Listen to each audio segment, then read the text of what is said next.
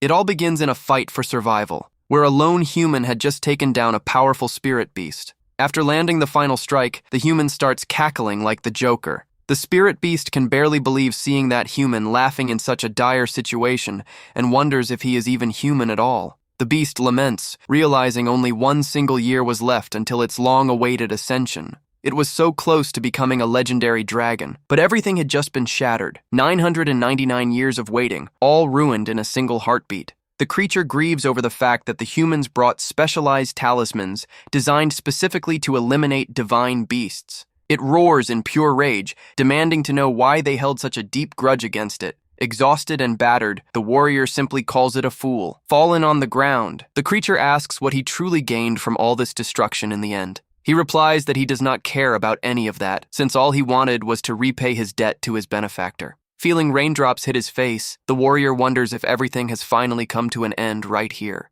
Fading fast, the creature suddenly hears a mysterious entity asking for its name. Furious, the beast demands to know who is speaking to it. After finally passing on, the spirit beast wonders if its destiny was simply to fade away like this. However, it starts hearing a heartbeat and tries to figure out where the sound is coming from. Utterly confused, he wonders if he is somehow still alive. He feels the heartbeat and realizes that although the energy in his core is gone, strength still remains in his body. He reaches out and notices an invisible wall in front of him, instantly concluding that this has to be a trap. Annoyed, he questions whether they really thought this body would surrender just because his core was sealed away. Right after, he shatters the barrier in front of him. After finally breaking through that invisible wall, the MC is finally free, but he is completely drained with barely any strength left to move. Looking around, he gets puzzled, trying to figure out where on earth he ended up. Even from a distance, it is obvious the place is packed with incredibly valuable and rare magical items. He wonders who could possibly own this place to have hoarded such an enormous mountain of treasures. Amid the offerings, he spots a stone tablet with a mysterious message carved into it. The inscription is dedicated to a child who never got to see the light of the world and departed for a distant place. Wishing blessings upon the soul, the message confirms that the stone is actually a baby's memorial marker. Intrigued, he wonders if this entire sanctuary was originally built to raise a child. Touched, he considers whether he should at least recite a prayer in honor of the departed little one. However, he suddenly notices something very odd. He wonders why his face feels so weird and squishy. Looking down at his own paws, he panics upon seeing how ridiculously short they are. Glancing further down, he realizes his new body is also completely chubby and round. He squishes his own cheeks, completely at a loss as to how he ended up in such a bizarre form. Looking all the way down, total panic sets in as he realizes just how incredibly tiny he has become. He flat out refuses to believe that this helpless, adorable little creature is now his new body. Once he calms down, he accepts that this must be what humans call reincarnation. Since he does not fully understand the rules of this new world yet, he tries his best to stay calm. Letting out a sigh, he decides to focus on what he can do right now and begins searching for something useful among the riches. He spots a sacred blade and various magical treasures, finding the former owner's taste rather eccentric. Seeing a shield carrying a petrification curse, he finds the effect pretty cliché. He inspects a golden fruit cursed with endless hunger and considers the punishment quite old school. He spots a potion that takes away one's voice and grants legs, thinking that barely even qualifies as a punishment. The little dragon wonders why there are only cursed items in such a radiant sanctuary, guessing they might have tried to seal the place with opposing energies. Just then, he catches something gleaming nearby and wonders what that gorgeous gemstone could be. Curious, the little guy looks up to see if the jewel happened to roll down from above. Raising his head, he is left completely speechless by what is sparkling right overhead. He can barely believe his eyes, standing before a genuinely massive mountain of pure treasure. Thrilled, he celebrates hitting the jackpot by stumbling across so much wealth in one spot. He notes that a certain purple gem is not just pretty, but also radiates a spiritual power of its own. Holding the pendant, he senses a dark energy remarkably similar to the one he wielded in his past life. Determined not to leave empty-handed, he sets his mind on grabbing that jewel no matter what. However, he gets annoyed upon realizing the decorative fittings around it are getting in the way. Pulling with a bit more technique, he notices with excitement that the pendant is finally coming loose. He starts pulling with all the might his tiny paws can muster, but even using all his strength, he is baffled as to why the gem will not pop out at all. Little by little, it finally starts giving way. Suddenly, the resistance snaps, leaving him completely caught off guard by what just happened. Realizing he is tumbling from up high, he chooses to shield the purple gem and refuses to let go even as he falls. The tiny critter goes rolling non-stop down the massive pile of gold coins until hitting the floor. Sore all over, he grumbles that back in the day, a silly fall like this would not have left a single scratch on his scales. He tries to comfort himself with the fact that at least the precious gem is still safe in his grip. All of a sudden, the chamber begins to shake as mysterious lightning crackles across the air. Startled, the little dragon feels an overwhelming pressure descend upon the hall. He notices a spatial distortion and realizes an extraordinarily powerful entity is approaching. The little one knows that even in his prime, winning would have been tough, but he refuses to show any fear. He tries to hype himself up, reminding himself that he is the proud lesser dragon of the divine black dragon and will not be intimidated. A blue rift tears wide open in the center of the golden hall, revealing a colossal presence. A massive golden talon begins stepping through the magical fissure. Right after, a majestic golden dragon emerges before him. The little one senses the creature trying to overpower him with its sheer presence and braces himself to resist. Determined not to go down without a fight, he begins growling with every ounce of strength he has. He attempts an intimidating roar back, but the only sound that comes out is a tiny, squeaky peep. The colossal golden dragon looks down in utter confusion, unable to make sense of the tiny creature's reaction. The little guy tries to roar once more, but ends up letting out an adorable sneeze that leaves the great dragon even more puzzled. The massive golden dragon realizes it is simply dealing with a newborn hatchling. Seeing how startled the little one is, the giant dragon steps closer gently and tells him there is no need to be scared. She tries to reassure the trembling little critter, repeating softly that he has nothing to fear. Right then, a radiant light envelops the golden dragon as she begins shifting her form. A gorgeous blonde woman appears, scooping the little guy into her arms and asking warmly if this human shape feels better. She introduces herself as Christina, leaving the little dragon shocked that she gave away her name so easily. Christina kneels on the gold and gently asks if the little guy is feeling all right and whether he has eaten anything yet. The little one figures out she is asking if he is hungry, but puffs his chest thinking dragons can go an entire month without food. Immediately after, his belly lets out a thunderous rumble, leaving the little guy totally mortified in front of her. He blushes furiously, unable to understand why his body is reacting in such an embarrassing way. His stomach continues to growl loudly, completely giving away just how hungry he actually is. Realizing his baby instincts are taking over his common sense, he scrambles to pull himself together as fast as possible. Meanwhile, the lady pulls out a mysterious bottle, wondering what the little dragon is plotting. She gives a warm smile while holding the glass bottle filled with a white liquid. She slowly pops the top off the container, releasing an aroma that instantly grabs the little guy's attention. Catching the delicious scent drifting from the bottle, the little dragon becomes intensely curious about the smell. His eyes light up with pure joy upon realizing it is milk, completely making him forget all about the precious jewel. After hesitating for a few seconds, the little dragon takes a huge gulp of the milk offered to him. He stares at the bottle, torn between confusion and pride, wondering if he really should be accepting this. His pride gets the better of him for a second, and he decides to turn his face away. Seeing the rejection, the woman starts pulling the bottle back, remarking that there is nothing to be done if he truly does not want it. The little dragon instantly panics upon seeing the drink being taken away, startled by the turn of events. Without a second thought, he lets out an adorable squeak and dives frantically toward the milk bottle. She smiles warmly, seeing the little one chugging it all down eagerly, remarking that he must have been starving. After draining the bottle clean, the little dragon pauses, completely surprised by how delicious plain milk could be. He is absolutely blown away by the flavor, wondering how something so simple could taste this amazing. She playfully asks if it was good, leaving the little guy quite flustered by the whole situation, despite being totally satisfied. Next, the woman calmly steps closer and speaks to the little one with immense warmth. She gently reaches out her hand toward the little dragon, inviting him to come along with her. She promises that outside this place there are far tastier treats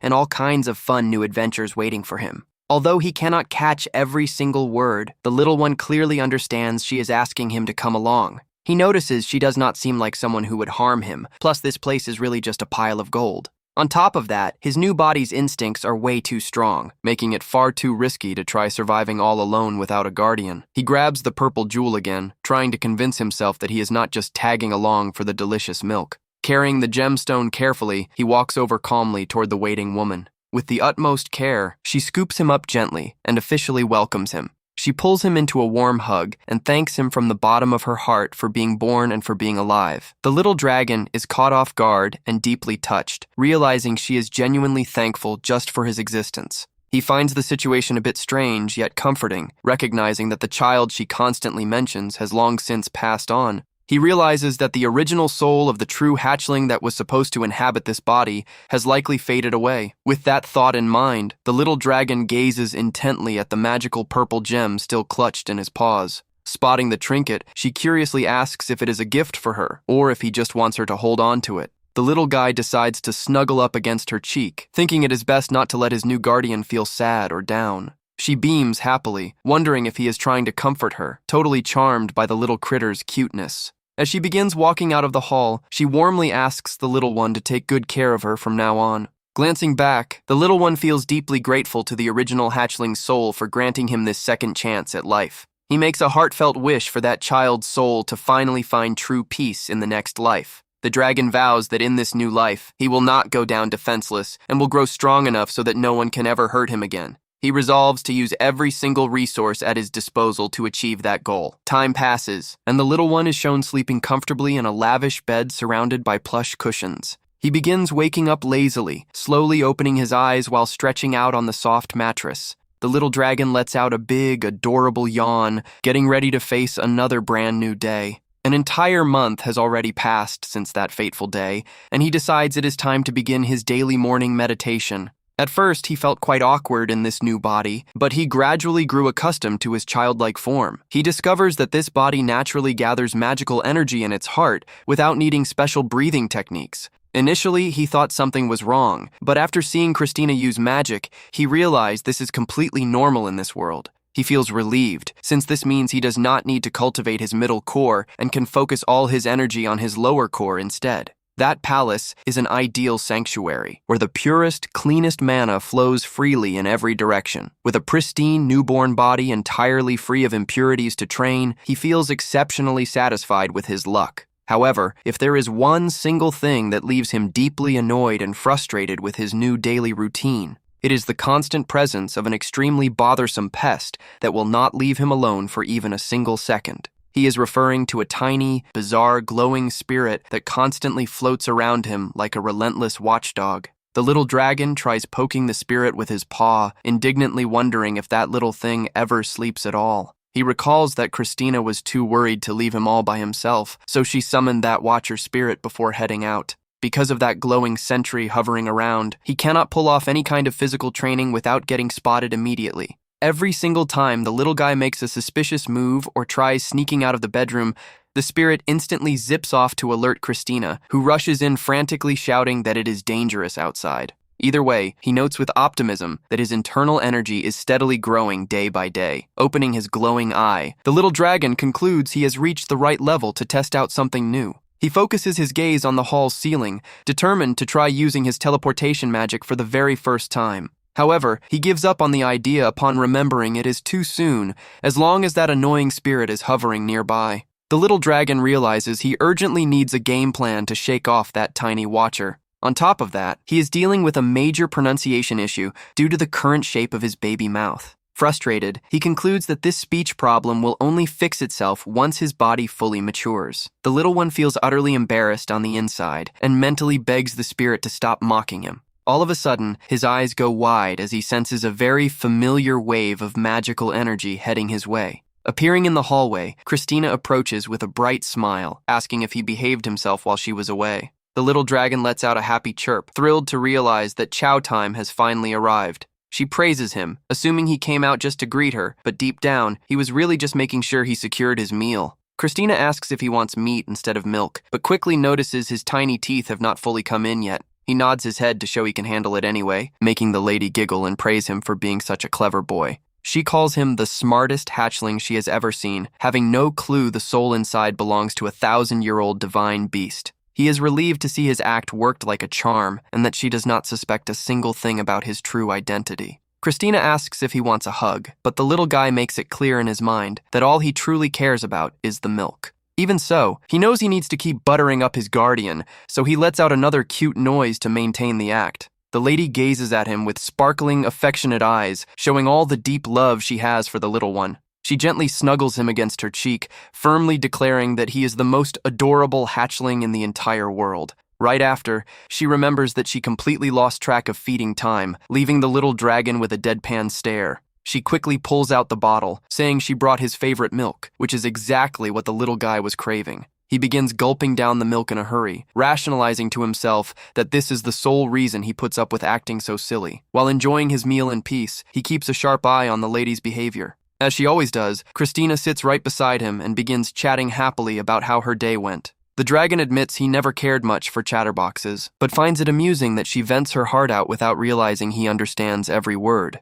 He notices that the simple act of opening up and sharing her feelings with him has a wonderfully positive effect on her. This sincere chat allows her to smile in a much lighter, more relaxed, and carefree way. Thanks to this daily interaction, he now understands the language completely and has gathered plenty of info about this new world. With an incredibly sweet smile on her lips, she affectionately calls him her little baby. She asks if he drank it all, while the little dragon ponders that all this lavish hospitality he receives obviously was not going to come for free, as she is now clasping her hands together, practically begging him to do something cute. He questions how a majestic, 1,000-year-old divine beast like him stooped so low as to do parlor tricks for a splash of milk. Even while groaning on the inside, he gives in and strikes an impossibly cute pose with a huge grin just to make her day. He tries to justify it, thinking it is only fair and reasonable to return the favor after receiving such good care from her. Seeing her burst with pure joy, he feels immense relief at managing to keep her completely happy.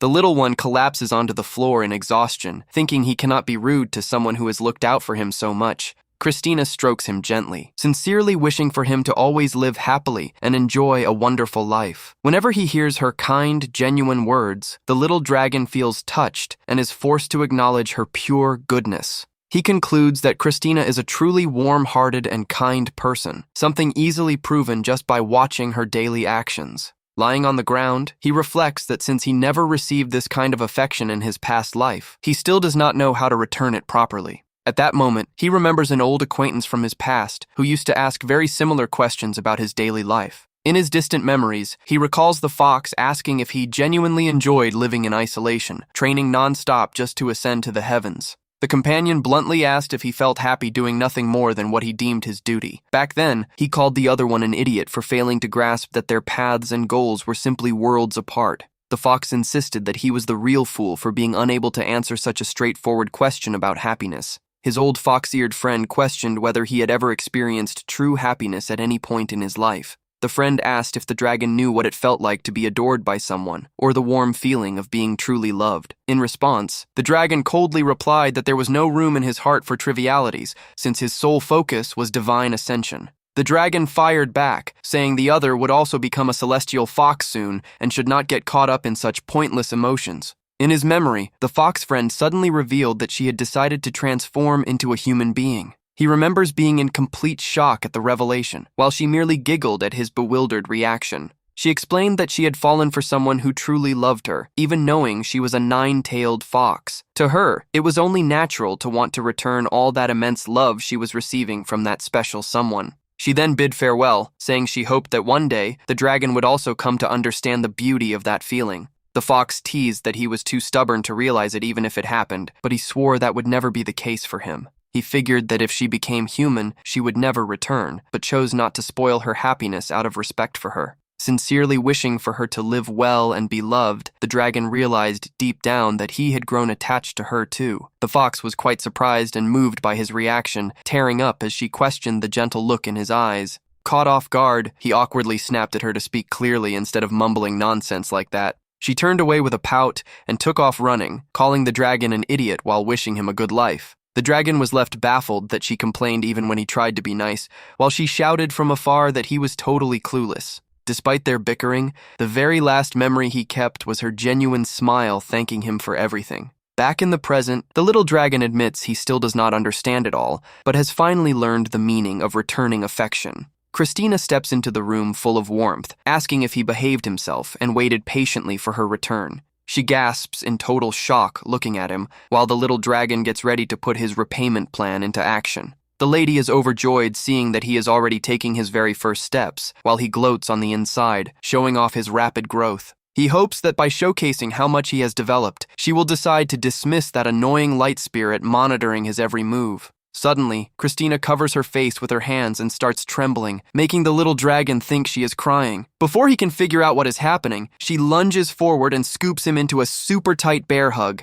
She squeals with joy, shouting that he is the cutest thing in the universe, making the little guy realize she was not crying at all. She then sets him down and excitedly mentions she almost forgot that she brought a very special gift just for him. The little dragon gets super curious about what is inside that leather pouch, crossing his fingers that it is food. She explains that it is super easy to eat even for someone whose teeth have not fully come in, piquing his curiosity even more. Christina cheerfully reveals that the gift comes from a phoenix, catching the little dragon completely by surprise. She pulls several glowing eggs out of the bag, proudly confirming that they are indeed phoenix eggs. The eggs radiate a gorgeous, warm, golden energy throughout the entire room. He recognizes the legendary creature that rises from the ashes, finding the description very similar to the vermilion bird from his past world. However, he recalls that the legendary beast from his previous life definitely did not hatch from an ordinary egg. Wasting no time, the little dragon dives eagerly into the leather pouch to grab one of the glowing eggs. He hauls one of the eggs out with a ton of physical effort from his tiny little body. The little dragon plops down on the floor and wraps his arms around the egg, which is nearly his own size, ready to crack it open. He starts biting down on the shell with all his might, while Christina watches the whole thing, finding it completely adorable. With a solid chomp, he finally manages to crack the tough shell, celebrating that he broke it open. He starts savoring the warm, glowing yolk oozing out from inside the phoenix egg. The little guy is blown away on the very first bite, finding the taste absolutely out of this world. Christina is delighted that he loves it, explaining they were roasted over a red dragon's flame, though she was a bit worried at first. Wiping his mouth, the little one realizes that on top of the incredible taste, he can feel a subtle flame mana radiating from the treat. She tells him not to eat too fast and hands over a bottle of milk so he can sip along while he eats. She cautions that even though a dragon hatchling's stomach is remarkably tough, it is still better to take things easy. He takes another bite and praises the super soft texture of the food, which slides smoothly down his throat. Determined to keep the feast going, he turns around to pick out which egg he will devour next. Touching one of them, he finds it odd that this particular egg is distinctively crimson and rock hard to the touch. He decides to push that egg aside, figuring there are plenty of better options and that he can just save that one for later. After stuffing himself so much, the little dragon flops onto his back on the floor, completely full and utterly lazy. Christina chuckles at his round little tummy and gives him a gentle rub, remarking that she had no idea he could pack away that much food. She lets him know with a warm smile that she is going to fetch a few more eggs, telling the little guy to rest and kick back while she is gone. The little dragon lets out a huge yawn, feeling that he definitely overate and that it is going to take a good while to digest it all. He starts blinking his eyes slowly, feeling the heavy food coma take over his entire tiny frame. Unable to fight it any longer, he curls up snugly in the pile of cushions and drifts off into a deep slumber. Either way, a faint sound of flapping wings begins echoing through the quiet room. The little dragon slowly blinks his eyes open, groggily waking up from his nap. He lets out an adorable yawn and tries to push himself up slowly, resting his tiny paws on the cushion. Stretching out, the little guy realizes he knocked out cold after that massive meal. Looking around the room, he realizes he is completely on his own and spots something new resting nearby. He sees a basket brimming with fresh eggs, deducing that Christina must have dropped them off while he was snoozing. The little dragon smacks his lips upon feeling that his stomach has already fully digested the previous feast. He convinces himself that having just one more egg will not hurt at all and decides to climb out of his sleeping basket. The little dragon waddles forward with determination, repeating to himself that this is not gluttony, but a quest for magical energy. He climbs right on top of that same tough crimson egg he had chosen to set aside earlier. He glares at the red shell with heavy suspicion, zeroing his focus entirely on that mysterious object. Remembering that this specific egg was rock hard, he decides he needs to find a way to crack it open once and for all. Knowing nobody is around to get in his way, he decides to seize the perfect chance to unleash his magical power. The little dragon takes a deep breath to focus, steadying his paws to deliver a mighty strike. A brilliant pink magical aura begins swirling intensely around his tiny body.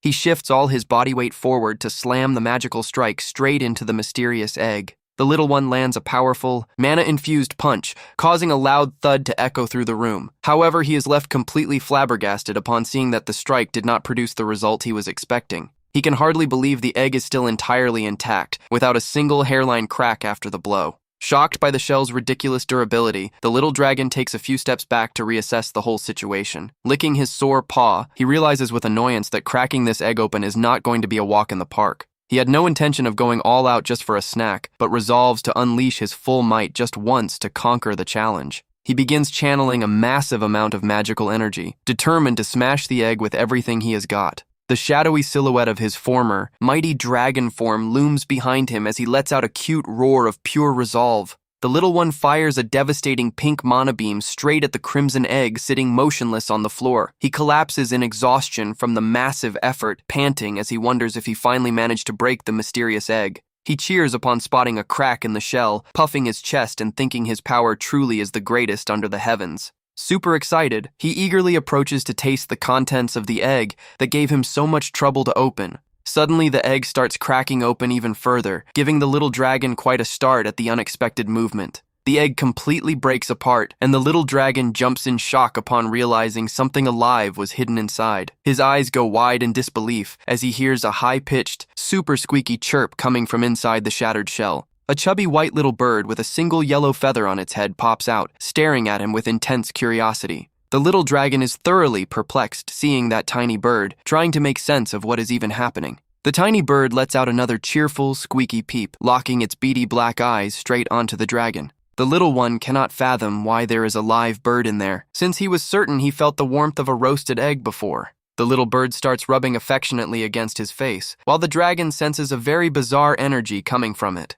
The little dragon gets a massive shock upon analyzing the magical energy radiating from the newborn chick's tiny frame. He realizes with horror that the chick's aura is a flawless blend of flame mana and his very own dragon power. He figures out the egg absorbed the entire magical beam he fired instead of deflecting it, which spells out something terrible. The dragon collapses to the ground in despair, realizing that all the energy he worked so hard to gather was swallowed up by this chick. The little bird keeps chirping happily away, having no clue the dragon is weeping on the inside over all that wasted effort. The bird lets out high-pitched squeaks, leaving the little dragon totally confused and out of patience for this baby bird language. The chick snuggles against his cheek once more, chirping non-stop in the most affectionate, persistent way possible. He wonders why the bird is acting so clingy, questioning if actual phoenixes really behave like this. Suddenly, the little one remembers a crucial fact about the behavior of newborn avian creatures. He realizes the chick went through an imprinting process, seeing him as the very first living being upon hatching. Remembering he knew winged divine beasts with this exact same habit, he decides to run a quick test to confirm it.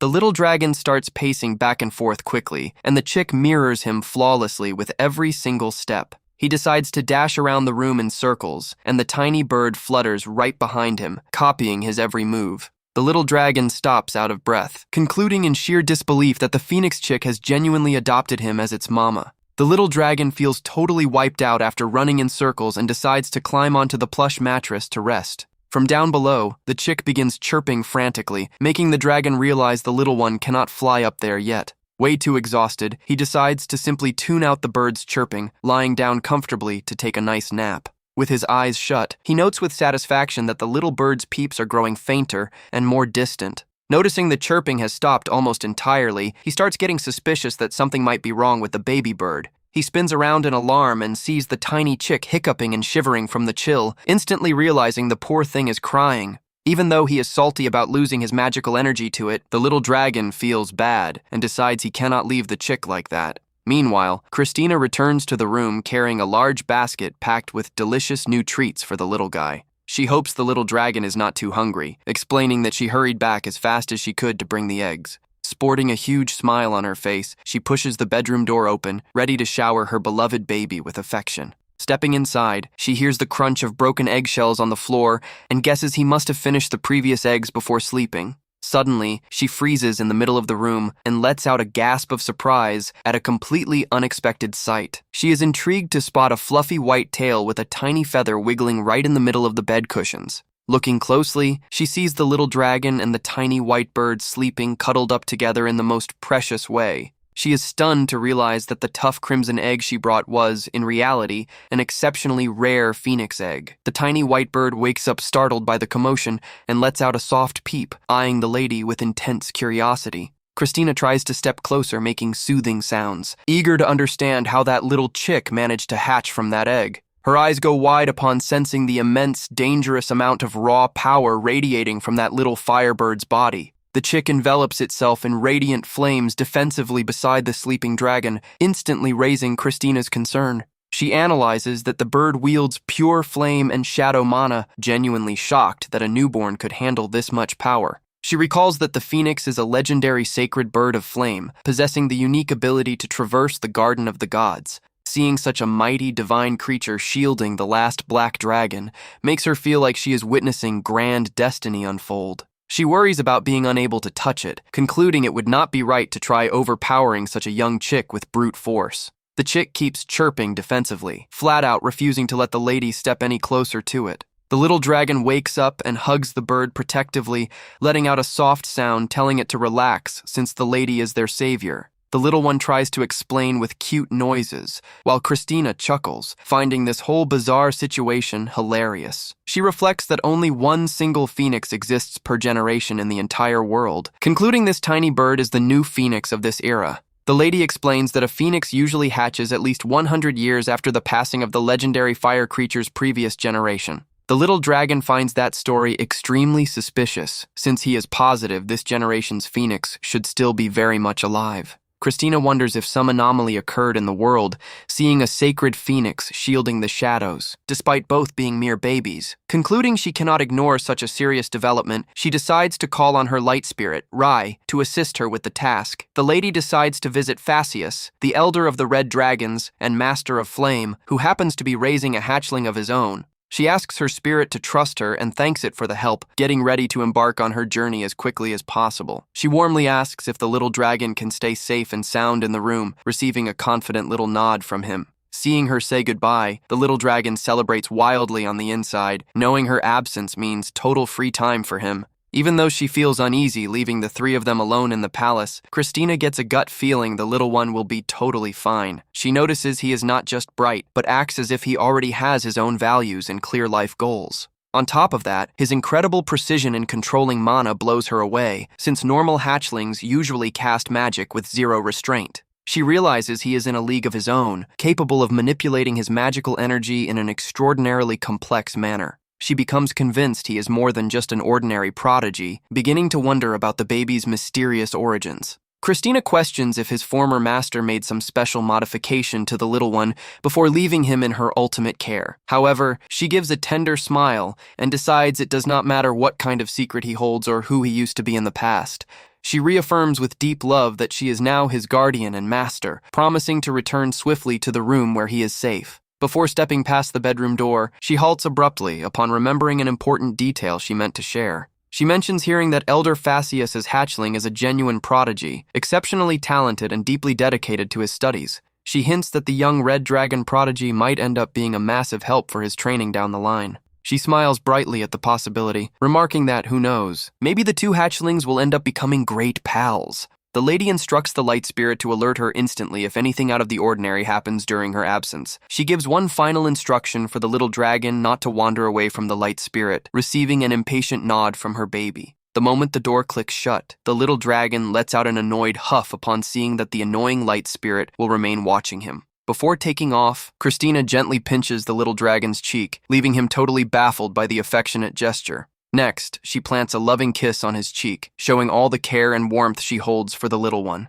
She smiles and promises to return as soon as possible, while the little dragon is left completely blushing and flustered on the mattress. With quick steps, the lady exits the room and begins gently shutting the massive wooden double doors. The doors finally click shut with a solid snap, leaving the little dragon all by himself, bathed in the quiet of the room. The little dragon stares right at the doorway, wanting to make absolute sure she is genuinely gone. Once her exit is confirmed, he takes a deep breath and pumps his little fists with a look of massive relief washing over his face. He starts bouncing around the bed, celebrating his freedom, while the tiny bird watches him from the mattress. He figures that if he were a real hatchling, he might act differently, but since he is not hibernating, he cannot stand being cooped up. He grumbles that there were way too many rules in that room and that he could not even get a proper physical workout done in there. He decides nobody is going to care if he takes a quick little stroll to explore the palace grounds for a few moments. The little bird lets out a squeaky chirp and rushes over, dead set on tagging along no matter what. The bird makes funny little sounds and stares with wide, glittering eyes, but the dragon grumpily tells it not to look at him like that. Running low on patience, the little dragon picks up the chubby bird with his paws to deal with the situation. He gently tosses the little bird up into the air, attempting to make it fly off and stop following him around. The bird plops right back down squarely on top of his head, and he gives up on shaking it off, accepting he might as well give it a ride. The little dragon begins walking down the massive temple hallway, followed closely by the floating light spirit. Coming face to face with a gigantic door, he plans out a massive leap to reach the golden handle. Determined to make it outside no matter what, he winds up his legs and prepares for a high jump. He leaps toward the handle of the large wooden door with every bit of agility packed into his tiny frame. The little dragon manages to grab the golden latch tightly, celebrating pulling off the jump without a hitch. However, he realizes with frustration that the door is locked from the outside, exactly as he suspected it would be. He glances back and realizes that was the sole reason the light spirit was acting so calm, without showing a shred of panic. The little dragon flashes a cocky grin, reminding himself that he is definitely no ordinary, helpless hatchling. He begins focusing his pink mana directly into the keyhole of the massive locked door to pick the mechanism. With a soft click, the lock gives way, and he cheers happily for finally unlocking the secret way out. He pauses for a moment, lost in thought, wondering how the tiny light spirit will react to this little prison break. Tense. The little dragon wonders if the glowing pest is going to zip away immediately to snitch to Christina about the whole thing. To his utter surprise, the light spirit gives a friendly nod, leaving the little guy totally baffled by the reaction. He realizes in awe that the glowing creature is actually giving him the green light to head on through. The little dragon scratches his head, puzzled by all this sudden teamwork, but decides not to complain and just takes the free pass. He gently nudges the heavy door open, excitedly concluding that the perfect time to explore everything has finally arrived. Looking out at the breathtaking landscape stretching before him, he is blown away by the sheer scale of the outside world. He immediately realizes this palace and its surroundings are infinitely vaster than he ever could have imagined. The little one understands they did not stop him from leaving because they figured a grounded baby could never make it very far on foot. The guardians must have assumed he would be strictly limited by how far his stubby little legs could carry him. He agrees it would be tough to get anywhere at this pace, lamenting how exhausting it is to travel without teleportation magic. The little dragon smirks playfully, remembering he had already mentally prepared for this exact scenario. He starts gathering magical power in his paws, revealing that he has been studying the mana flow with laser focus. He attempts to replicate the exact same mana circulation Christina used whenever she triggered her teleportation. The ambient energy answers his call, and he can feel the full circulation of mana flowing throughout that entire sector of the temple. Confident he can pull off the spell, he starts mulling over what the best destination for his trip would be. The light spirit catches onto his scheme a second too late and tries to stop him, but the little dragon just gives it a smug look. He lets the glowing creature know it is a second too late, letting out a cheeky giggle as he casts the spell. Channeling his full power, he triggers the magic and vanishes in a massive flash of brilliant blue light that floods the hallway. The little dragon teleports outside the temple without a hitch, but ends up appearing in midair, plummeting from the sky at top speed. Gazing down at the gorgeous green peaks below, he is stunned to see up close what the world looks like beyond the palace walls. He begins reflecting on how this new world is totally different from his previous life, admiring the stunning scenery. All of a sudden, the little guy realizes he is falling way too fast and enters full panic mode upon remembering gravity. He realizes he chose to spawn in midair to avoid getting wedged into a solid structure, mentally thanking the phoenix for trying to flap its wings. The little dragon faceplants hard into the dirt, letting out a faint groan while the phoenix chick flutters anxiously beside him. He grumbles that he was too low to unfold his wings, but feels relieved that he managed to bring the other two along with him. The MC cannot understand why the little light spirit is panicking so hard and trembling like a leaf. He figures Christina made teleportation look super easy, wondering if this is really that big of a deal. Suddenly, the little one realizes that if every dragon hatchling could teleport with ease, the world would look very different. Christina definitely would not have left just a single light spirit babysitting him had she known what he was capable of doing. The little dragon gets lost in thought, wondering if there is any way to clean up this entire mess. He rethinks how Christina makes everything look effortless, questioning if his stunt is truly that mind-blowing. The little one reflects once more that if just any baby could use teleportation, the temple's security would not be this laid back. He realizes she never would have left just one glowing sentry on guard duty if this skill were standard for a newborn. Despite it all, the little one tries to keep his cool, hoping the situation is still somewhat under his control. The little dragon lets out a tense grumble while trying to process the sheer weight of what he just pulled off. Suddenly, he remembers a crucial detail and realizes he already unleashed a spell that cannot possibly be hidden anymore. He concludes that overthinking will not fix a thing, while the phoenix chick peeps, asking what all the dead silence is about. The little dragon pats the bird's head gently to soothe it while mapping out his next move. He takes off running through the woods, determined to pinpoint where they ended up after that teleportation jump. The little guy and the phoenix chick start scouting the forest floor, inspecting everything they stumble across along the path. They reach a crystal-clear stream and pause to watch the fish swim, soaking up the fun of the new discovery. The little dragon carefully crosses a fallen tree trunk, acting as a makeshift bridge over a small ravine. He decides to climb up a tall tree to get a much clearer vantage point of the entire surrounding area. The little one pokes his head out through the leaves at the treetop and lets out a gasp of surprise looking ahead. The phoenix chick quickly pops up next to him, equally curious to see what is so interesting up there. Scanning the forest surroundings, the little dragon realizes the massive estate right ahead appears to be Christina's home. He spots an enormous shimmering barrier blanketing a massive chunk of the green mountain range right before him. The little guy is in awe, seeing for the very first time what a true dragon's lair looks like from the outside world. He notices an absurd amount of mana shrouding the entire territory, blending the lair and the land into a single entity. Satisfied with what he found, the MC lets them know he has seen enough and begins climbing down the tree. He hops back onto the soft ground, deciding the smartest move right now is to head back to the temple. The little one figures that, even though he ended up out here by mistake, at least he kept his guard up the entire trip. He reflects that if he shows off his raw talent for teleportation magic right out of the gate and proves he has the maturity to keep himself in check, Christina will definitely shower his skills with praise. The little one gets hyped, imagining she might even step in to help him train and become way stronger. He just hopes he can pull it off naturally so he does not overdo the performance and make his guardian suspicious. The little dragon trots happily through the green grass, crossing his fingers that his whole plan goes off without a hitch.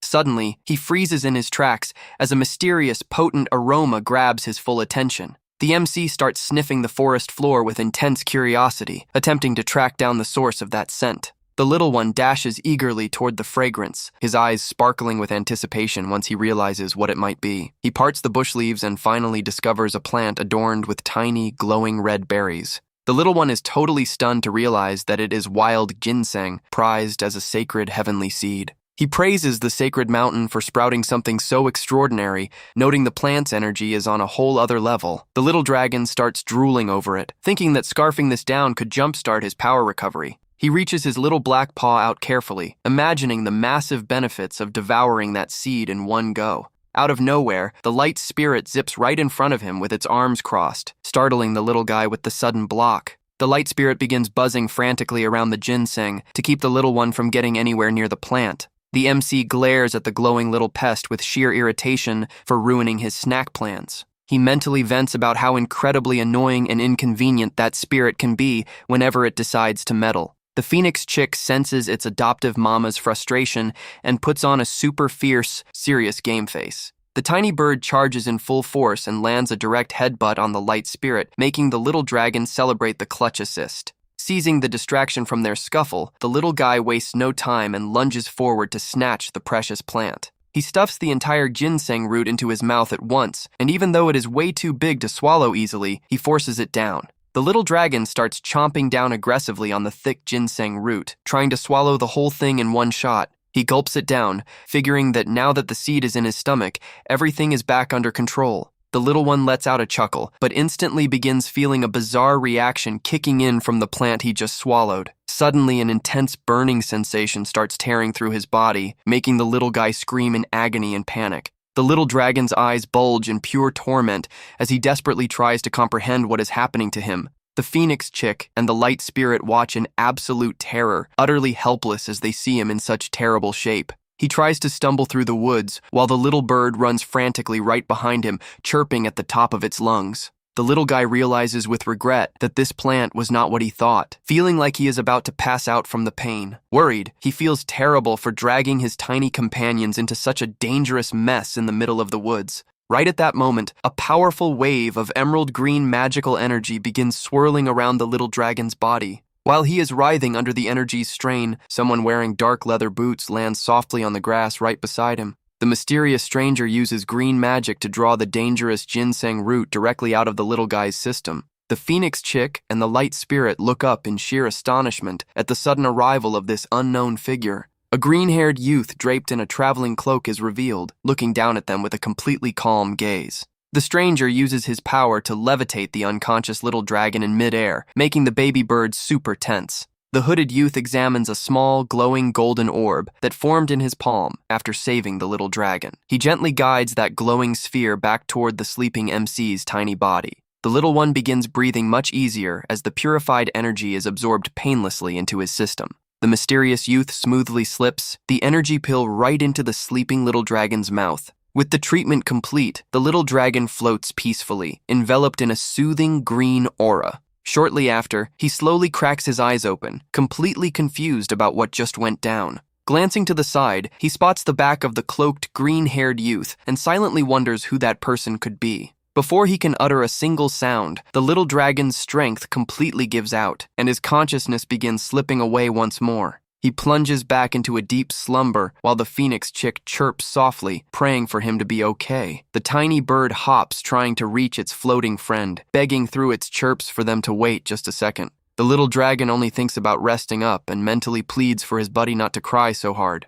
Elsewhere, the stunning blonde guardian strolls gracefully with a serene smile gracing her face. She pauses and warmly greets someone, casually mentioning how long it has been since they last met. Before her stands a colossal red dragon with fiery eyes, gazing down at her with an intimidating presence. The red dragon agrees with her, responding with a booming voice that it truly has been quite a while. He points out that she is the leader of the golden dragons, finding it curious that she dropped by without any advance notice. Shifting into his human form as an elegant red-haired gentleman, he figures she already knows whether he will accept her deal. Phaseus smirks dismissively, remarking that he only hopes whatever brought her here is actually worth his time. She politely apologizes for the breach of etiquette, but the red-haired man waves it off, noting she has always been exceptionally polite. His expression instantly shifts to pure shock when she reveals that a black dragon hatchling was just born. He bolts upright, asking how that is even possible, while she mentions she has not reported the news to the Lord yet. Phaseus grows extremely tense, breaking into a cold sweat before asking why on earth she decided to approach him first.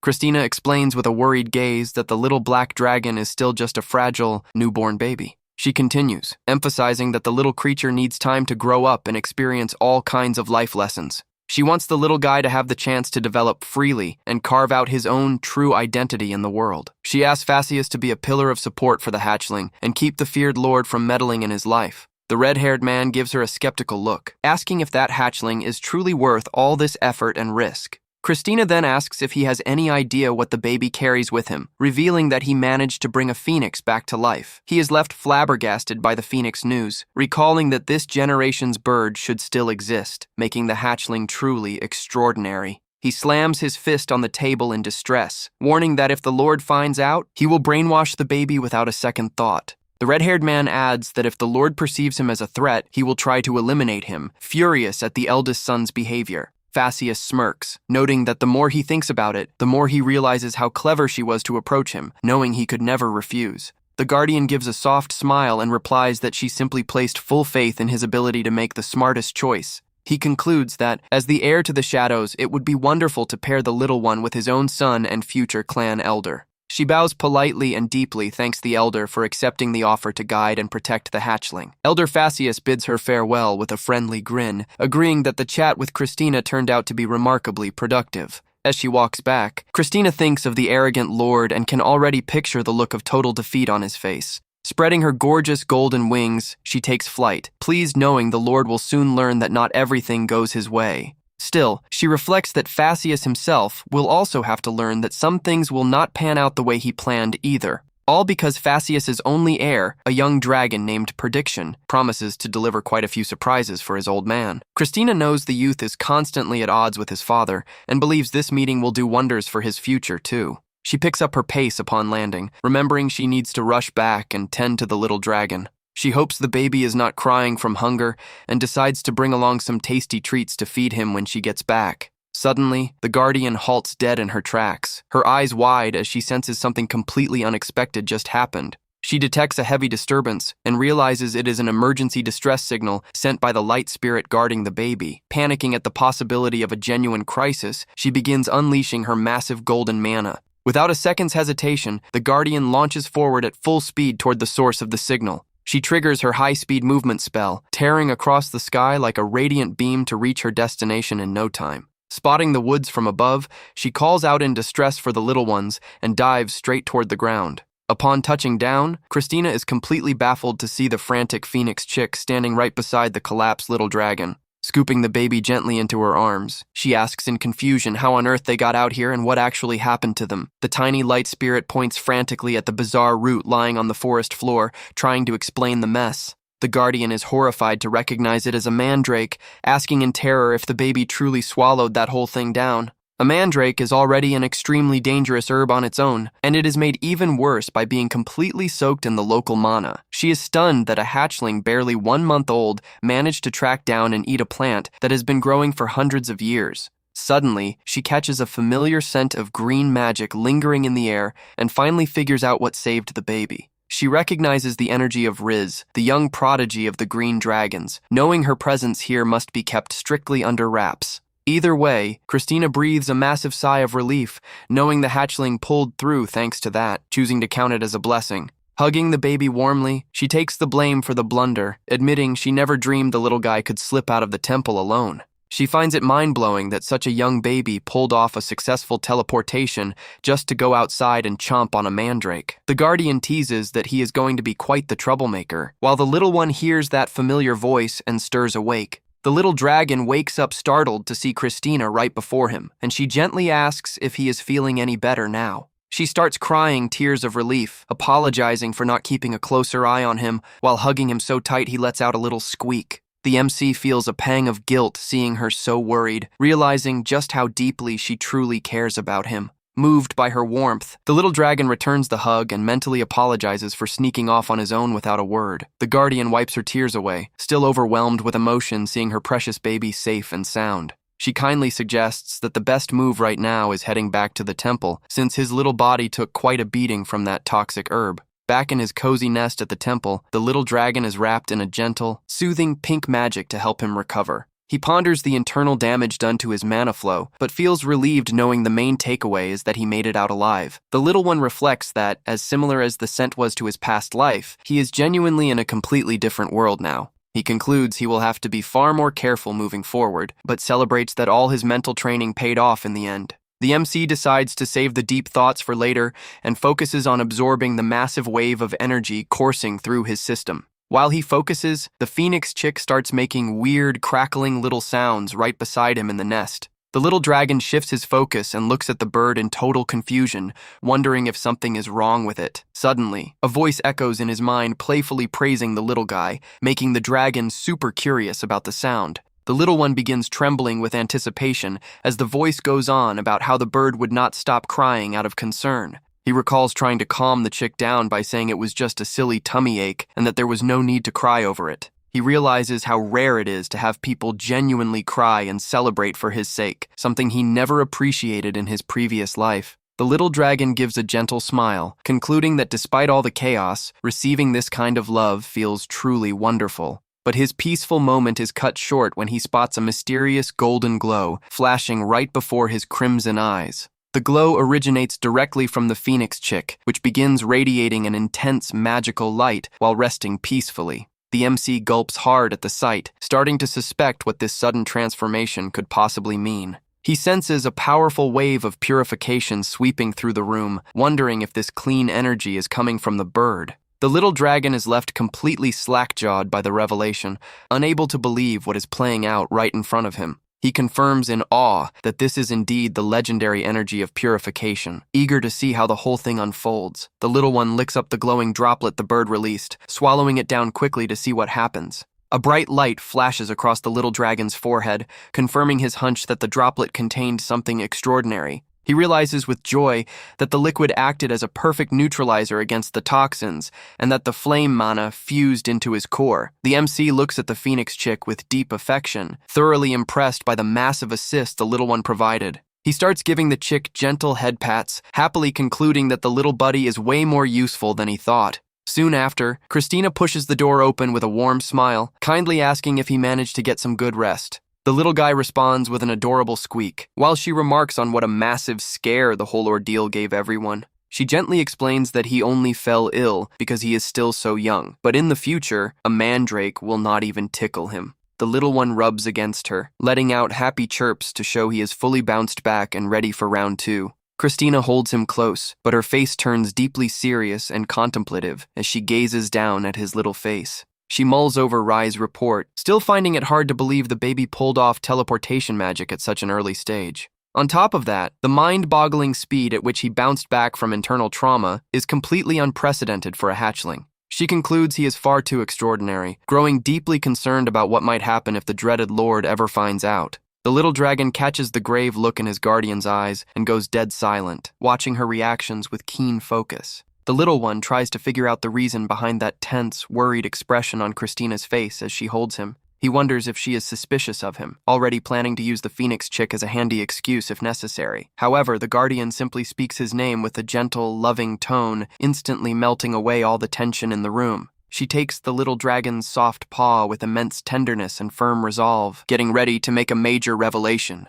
With a look of absolute determination, Christina announces she has decided to cast the sacred inheritance magic directly upon him. The little dragon simply tilts his head, confused by a term he has never heard before, wondering what on earth that could be. This ritual is an ancient form of divine word magic, said to have been forged by the gods themselves at the dawn of creation. It works by imprinting the very essence of the caster's knowledge onto the receiver, allowing them to inherit incredible abilities. The level of power passed down hinges on the receiver's mental maturity, which can place a crushing burden on a newborn's body. But the most dangerous part is that any twisted or dark ideologies from the caster could also end up being transferred to the hatchling. For that reason, almost nobody dares to invoke this magic, which carries not only strict conditions, but also a severe penalty. The inheritance spell can only ever be cast one single time in an entire lifetime, and she tenderly asks if the little one trusts her. She openly explains that this ritual is exceptionally agonizing and risky, just as much as it is unimaginably powerful.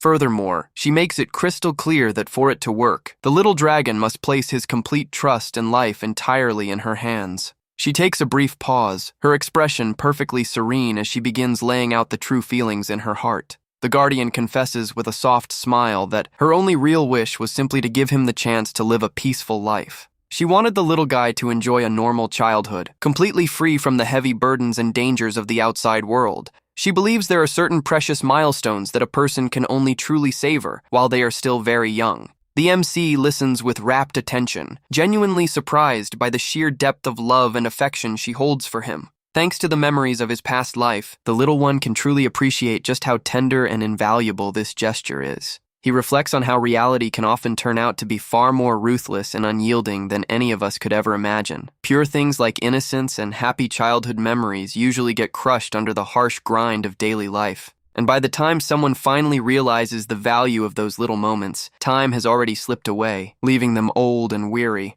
Knowing she wants to shield him from all of that more than anyone else, the little one understands she chose to sacrifice for him. With a determined look, the little dragon lets out a cute squeak, deciding the least he can do is endure a bit of pain for her sake. A few days go by, and the long-awaited moment for the crucial transfer ritual finally arrives. They step into a grand hall of the temple, where a colossal magic circle of golden light radiates brilliantly in the center. The guardian strides forward with firm, confident steps toward the casting altar, cradling the little dragon in her arms. Nearing the golden radiance, the little one tenses up as he feels the immense vibration of power pulsing from the altar. He starts sweating nervously, already feeling the crushing weight of her mana even before the ritual officially begins. Christina catches his anxiety and offers a tender smile, soothing him with sweet words so he does not feel so stressed. She takes a deep breath and centers herself, preparing her entire body and mind for the start of the mighty divine spell. She begins chanting the sacred words of the incantation, channeling all her golden magical energy into her open hands. The little dragon watches in utter awe as she offers up her very own life force and memories to fuel the spell. With a focused and commanding gaze, she extends her glowing hand toward him, declaring she is passing her entire legacy to the hatchling.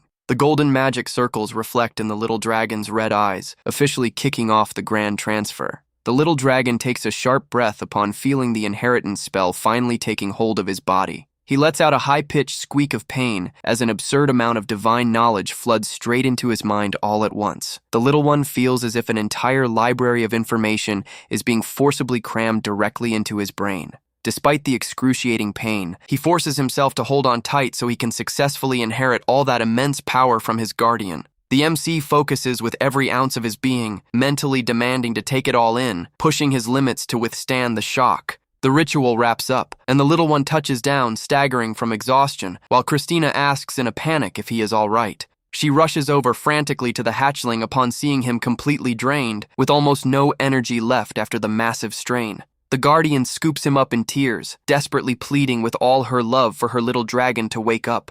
She catches a faint cough from him and looks up with hope, praying her beloved baby has finally come around. The little dragon cracks one eye open and softly babbles his beloved guardian's name, leaving her flooded with relief. Glancing to the side, the little one spots a red-haired youth nearby and catches a swift flash of hostility radiating straight from him. The boy quickly hides that bitter look, but the subtle shift does not escape the MC's sharp, watchful eyes. The little dragon finds that reaction very odd, thinking the boy has no real reason to act so hostile toward him. He reflects that anyone watching would assume they were bitter rivals, even though they literally just met a second ago. He figures the boy is lucky he is no ordinary infant, but gets sidetracked by the phoenix chick plopping down right onto his head. The chubby bird starts chirping softly and flapping its wings cutely, instantly grabbing everyone's attention in the hall. It keeps making cheerful little noises and chirping loudly, trying to show that it wants to join in on their conversation too. The phoenix chick begins glowing with an adorable light, leaving the little dragon surprised by that display of energy. Christina and the red-haired youth watch the two hatchlings together, while the bird continues chirping away happily non-stop. The red-haired boy grumbles under his breath, complaining about that cute little critter chirping right in front of him.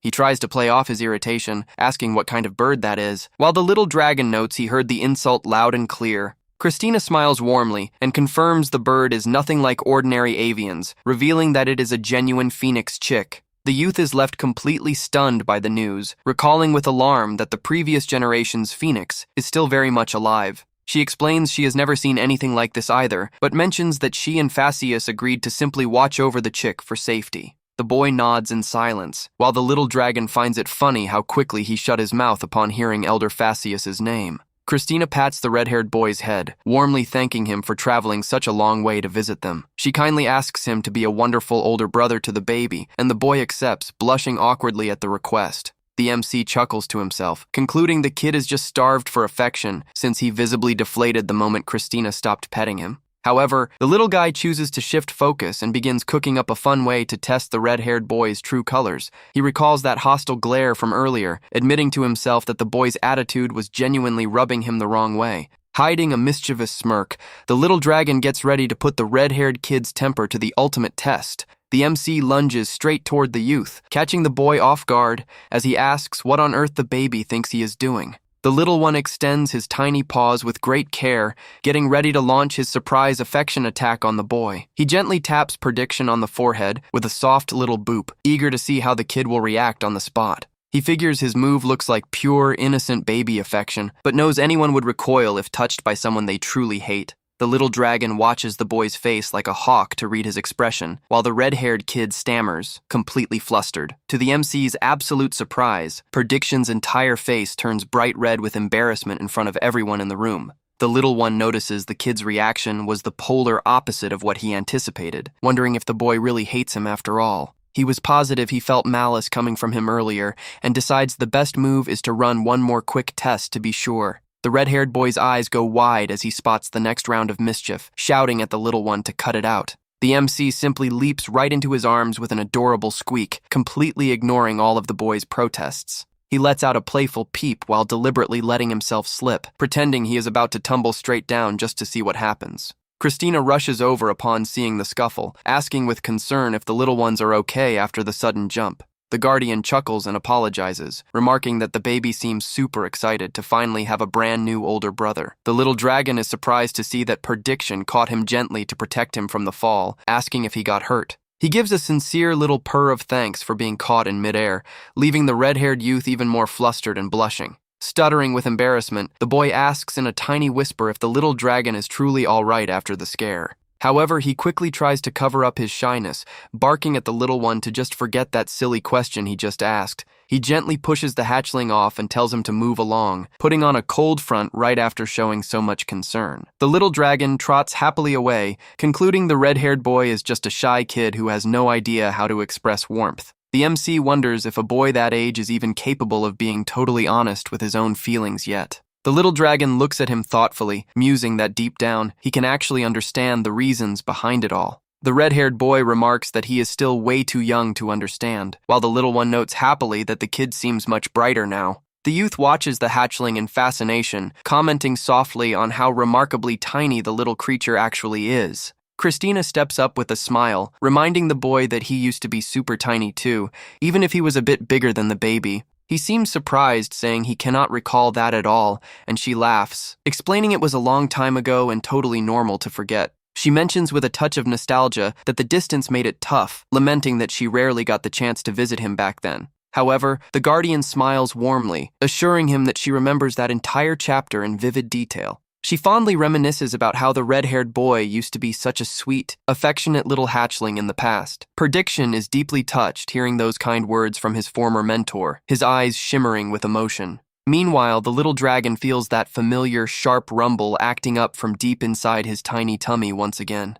He realizes with dread that his bottomless appetite is roaring back with a vengeance at the worst possible time. A loud, booming stomach growl echoes right across the temple hall, instantly grabbing Christina's and the boy's attention. The MC turns completely red with embarrassment, knowing this insane hunger is just an after-effect of the ritual. He wonders in annoyance what kind of black hole stomach he has, considering he ate a mountain of food and is still starving. Christina smiles and mentions she is going to fetch something for him to eat, telling the two of them to play nicely while she is gone. She heads out with a gentle reminder for them to stay safe and avoid getting into overly rough games while she is away. The little one watches his guardian step out, but is immediately surprised by the red-haired boy's voice calling out to him rather rudely. The little dragon looks back in shock, noticing that all the kid's sweetness evaporated the second Christina cleared the exit. Giving him no time to react, the youth firmly grabs the little dragon by the cheeks, catching the baby off guard with the sheer boldness. He squishes the dragon's cute face,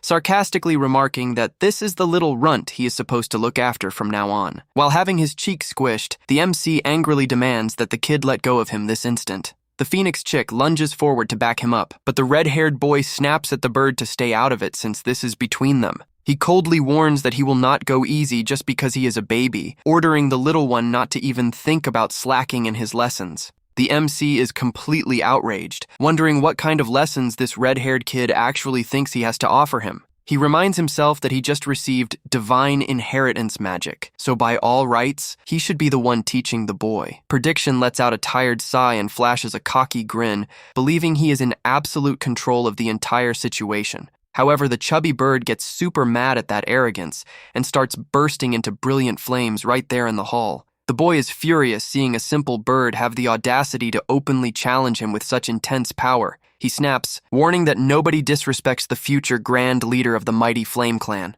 He starts summoning his own crimson flames around himself to intimidate both hatchlings in one go. He notices the bird is controlling its power, tensely admitting that even as a baby, a phoenix is still a force to be reckoned with. All of a sudden, the bird's flames flare up to a massive scale, leaving the red-haired youth sweating bullets in total shock. The little dragon realizes things have gotten way out of hand, terrified that the two of them will end up seriously hurting each other. The little one focuses to step in, reminding himself that this chubby bird is not just some ordinary pet. He taps into his own mana to rein in the phoenix's flames, making it crystal clear that the bird is his loyal, direct subordinate. But burning through the last of his energy completely drains the little dragon, causing him to collapse from sheer exhaustion. Christina comes rushing back into the hall and scoops the unconscious hatchling into her arms, desperately pleading for him to wake up. The little one lets out a faint whimper, slowly opening his eyes and bringing immense relief to his guardian upon seeing he is all right. He rests his tired little head tenderly against her palm, still completely drained after burning all his mana to save the two of them. The little dragon softly whispers his beloved guardian's name, melting her heart with pure cuteness despite being completely worn out.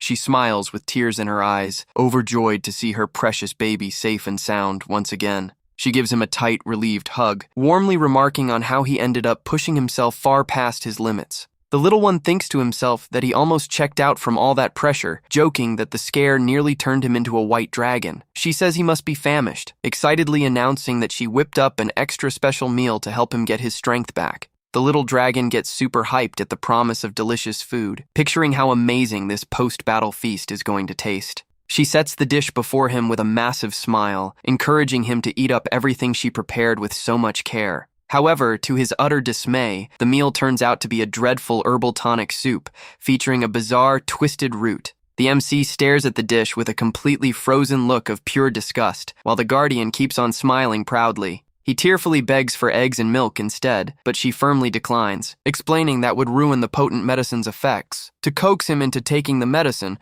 Christina promises to give him a delicious apple candy if he swallows it all down. The MC accepts the challenge, reminding himself that he is not a real child deep down and should appreciate her hard work. He recalls having eaten toxic mandrakes in the past, concluding that a silly herbal soup is nothing he cannot handle. Feeling confident, the little dragon grabs the spoon and gulps down a huge mouthful of the medicinal soup all at once to get it over with. However, the exact millisecond the liquid hits his tongue, his eyes bulge in horror at the dreadful taste of the soup. The little one starts crying in utter despair and squeals in agony, complaining that the medicine is insanely bitter and horribly gross. Christina feels for his struggle, but lovingly insists that he really needs to finish every last drop. The little guy indignantly wonders if this is some kind of punishment, noticing the Phoenix chick got treated to delicious cookies. The little dragon cries, begging for real food, totally jealous of the chubby bird that is eating like a king. Once he finishes it, she happily showers him with praise, and finally hands over the promised apple candy to wipe away the bad taste. He licks the candy with relief, finally able to breathe again, overjoyed that the sweetness washes away the bitter aftertaste. While he enjoys the treat, the guardian watches the hatchling with a thoughtful gaze, looking relieved that everything worked out. She quietly admits to herself that she was terrified of having made the wrong call regarding the ritual on such a young dragon. But seeing that he bounced back splendidly and is happily snacking on his sweet, she feels grateful that it all ended smoothly. She then cheerfully reveals that the temple will soon welcome a very special guest who happens to be the exact same age as him. She asks him not to show off his full power in front of their guest, leaving the little dragon curious about who the visitor might be. She gently explains that surviving the inheritance magic at such a young age is a massive feat that might intimidate other hatchlings. The guardian shares that the boy's name is her diction, revealing he is the promising future leader of the Red Dragon clan. Suddenly, the MC jumps in shock as a glowing blue holographic screen materializes right in front of him out of thin air. Scanning the floating information, he wonders if this mysterious interface is an unintended side effect of the inheritance magic. Judging by Christina's totally calm reaction, he quickly figures out that he is the only one in the room who can see this blue display. Pleased to see the system is fairly straightforward, he decides to start digging into what other useful details he can uncover. Christina snaps him back to reality, warmly asking if he is still feeling hungry after burning through so much mana during the ritual. To his absolute delight, she reveals that she also set up a massive feast packed with all kinds of delicious food. The little dragon mentally celebrates the glory of inheritance magic as he starts scarfing down everything in sight. The guardian watches him eat with a loving smile, quietly thinking to herself that it might still be a little too early. Nevertheless, she brings up to the little guy that she believes the perfect time has finally come for him to choose his true name. It is said that every dragon must choose their own name because it acts as the catalyst to unlock their true magical potential. The MC wonders if the name from his past life would sound weird here, remembering the deep bond he shared with it. He recalls when his old master called him Lee Mook because of his ink-dark body, giving him his own surname. In the memory, the man explained that an emoji is a legendary creature that trains for 1,000 years to transform into a dragon. His former master encouraged him, saying that although he was tiny back then, he could one day become the master of the world. Even though so much time had passed that he could barely picture his master's face, he still felt that name was extraordinarily special. Christina notices the little one is deep in thought over the choice and gently pets him, advising him not to rush at all. She is totally shocked to hear his thoughts via telepathy, finding it incredible how crisp and powerful his mana transmission is. The little one remarks that it is a relief to be able to talk, while she blushes in surprise upon realizing he can hear her quiet mumblings. The little dragon decides to change the subject, focusing on the phoenix chick and thinking he should pick out a nice name for it too. Suddenly, the guardian freezes what she is doing upon hearing a noise coming from outside, going completely quiet. With a welcoming smile on her face, she gently remarks that the timing of the arrival worked out perfectly for them. She lets the little ones know she needs to step out for a brief moment to welcome the newly arrived young prediction. The guardian warmly asks if they would like to tag along to the entrance, and the little one accepts on the spot. The MC agrees to go because he wants to use the chance to gauge the other hatchling's strength and set up a solid benchmark. With everyone on board, she beams happily and cheerfully leads them down the grand golden corridor toward the entrance. The little one recalls studying everything about this new world, discovering similarities, but also plenty of differences from his past life. However, what left him most stunned upon opening the holographic system was uncovering his guardian's hidden secrets. The screen revealed that she is the grand leader of her clan, a former candidate for Supreme Lord, and a hero who played a massive role in ancient wars. Reading all of her legendary titles, the MC realizes the insane weight and monumental importance behind every single one of her achievements. He wonders in utter confusion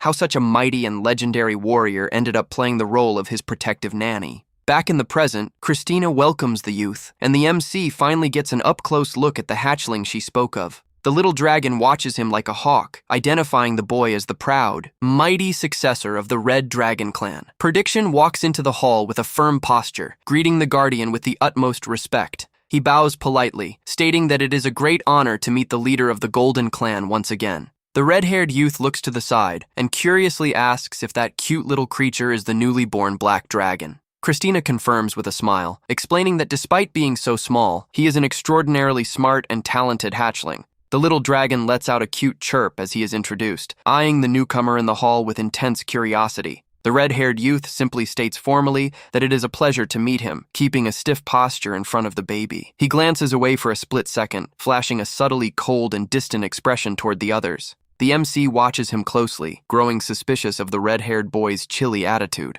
He wonders what just went down, trying to make sense of the kid's strange reaction. The little dragon suspects he just picked up a strong wave of hidden hostility radiating straight from that youth. In another moment, Christina holds him in her arms with deep worry, desperately pleading for him to wake up. The little one lets out a faint whimper as he comes to his senses, and the guardian sighs with relief, seeing he has finally awakened. He rests his tired little head against her hand with deep affection, still recovering from all the exhaustion of the divine ritual. The little dragon slowly blinks an eye open and adorably calls out for her, making her overjoyed with his recovery. Christina beams with radiant joy, celebrating with immense relief that her precious baby managed to pull through so well. She offers heartfelt thanks that everything worked out and tenderly praises him for staying so strong throughout the whole process. The MC thinks to himself that he nearly crossed over from all that mana pressure, and that had he been any weaker, he would have been done for. She acknowledges how tough it was, telling him to rebuild his strength by eating the special meal she prepared earlier.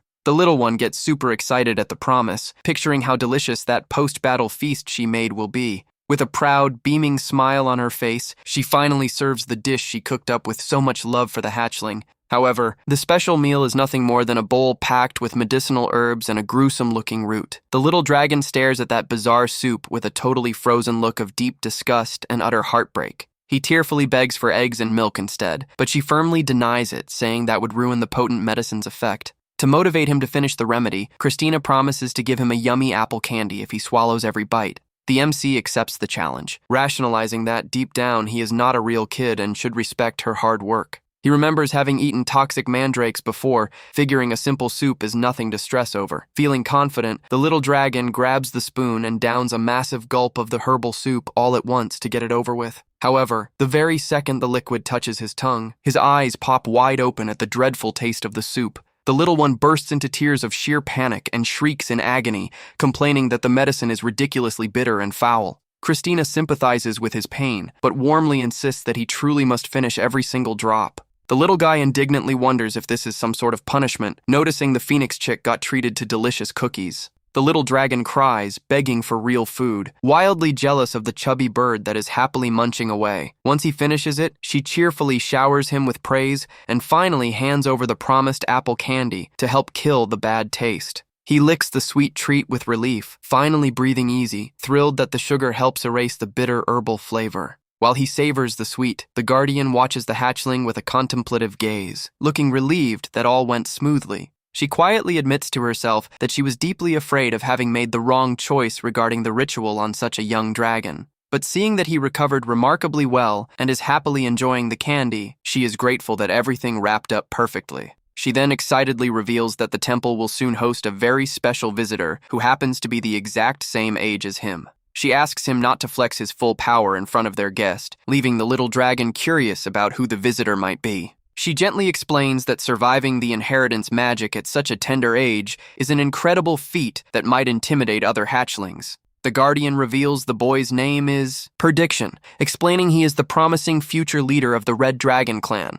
Suddenly, the MC jumps in surprise as a glowing blue holographic screen pops up right before his eyes out of nowhere. Reading the floating text, he curiously wonders if that mysterious interface is an unintended perk of the inheritance spell. From Christina's totally chill demeanor, he quickly deduces that he is the only one in the room who can actually see the blue screen. Relieved to see the system is fairly straightforward, he decides to start digging into whatever useful insights he can uncover. Christina brings him back to reality, lovingly asking if he is still feeling hungry after burning through so much mana during the ritual. To his pure joy, she reveals that she also laid out an enormous table filled with all sorts of mouth-watering dishes for a feast. The little dragon internally cheers for the glory of inheritance magic as he begins devouring everything in sight. The guardian watches him feast with a loving smile, thinking to herself that it might still be a little premature. Even so, she decides to bring up to the little guy that she feels the ideal moment has finally come for him to choose his name. The system clarifies that dragons pick their own names, as a name activates word magic, an ability exclusive to their kind.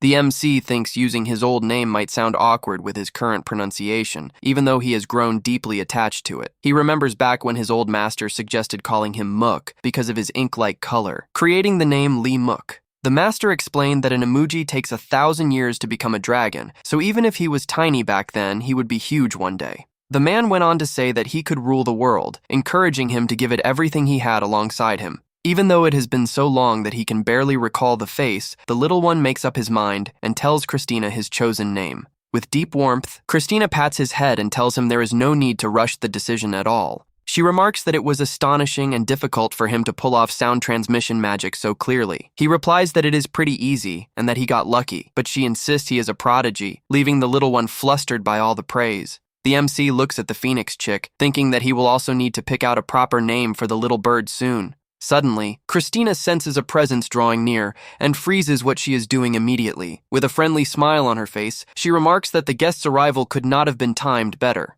She announces she is going to greet Prediction, giving the little guy quite a start upon hearing the guest is already right there. Christina warmly asks if he wants to come along too, and the little dragon happily nods his head in agreement. Even though he finds her excitement a bit over the top, he wants to go so he can size up his own power against another dragon hatchling. She then invites everyone to head out together, and both hatchlings chirp happily, ready for the introduction. As they walk, the little one analyzes the world's information, realizing that what shocks him most is Christina herself. The system reveals she is a light attribute golden dragon, over 3,300 years old. She is a clan elder, a former candidate for supreme leader, and even intervened in the mortal realm during an ancient war to save it. Seeing all these legendary titles on the screen, the little dragon is floored by the immense significance she carries. He wonders in fascination how someone of such legendary status ended up being tasked with babysitting a hatchling like him. Christina greets Prediction, saying he must be tired from the journey, and the little one recognizes the boy from a distance. The MC watches the boy's legs stepping closer, thinking that this must be the heir to the Red Dragon clan. The red-haired youth bows respectfully, stating that it has been a long time since they last saw each other. He raises his head with deference and greets Christina, addressing her as the elder of the Golden Dragons. Next, the youth looks down and asks if that is the little black dragon that recently hatched. Christina proudly confirms it, highlighting that despite being so young, the little one is remarkably clever and gifted. The boy refers to the little one as a tiny creature, and the little dragon responds with a friendly peep to say hello. The youth formally asks that they take good care of each other from here on out. However, the boy goes quiet for a second, glaring down at the hatchling with a remarkably cold and mysterious look. He leans down slightly to get closer to the little dragon, while Christina watches the two of them from behind. The MC suddenly senses a tense atmosphere in the air, frantically wondering what just happened. He distinctly catches an aura of hostility coming from the boy, wondering why on earth he would show that. Right after, the air quickly conceals that negative energy,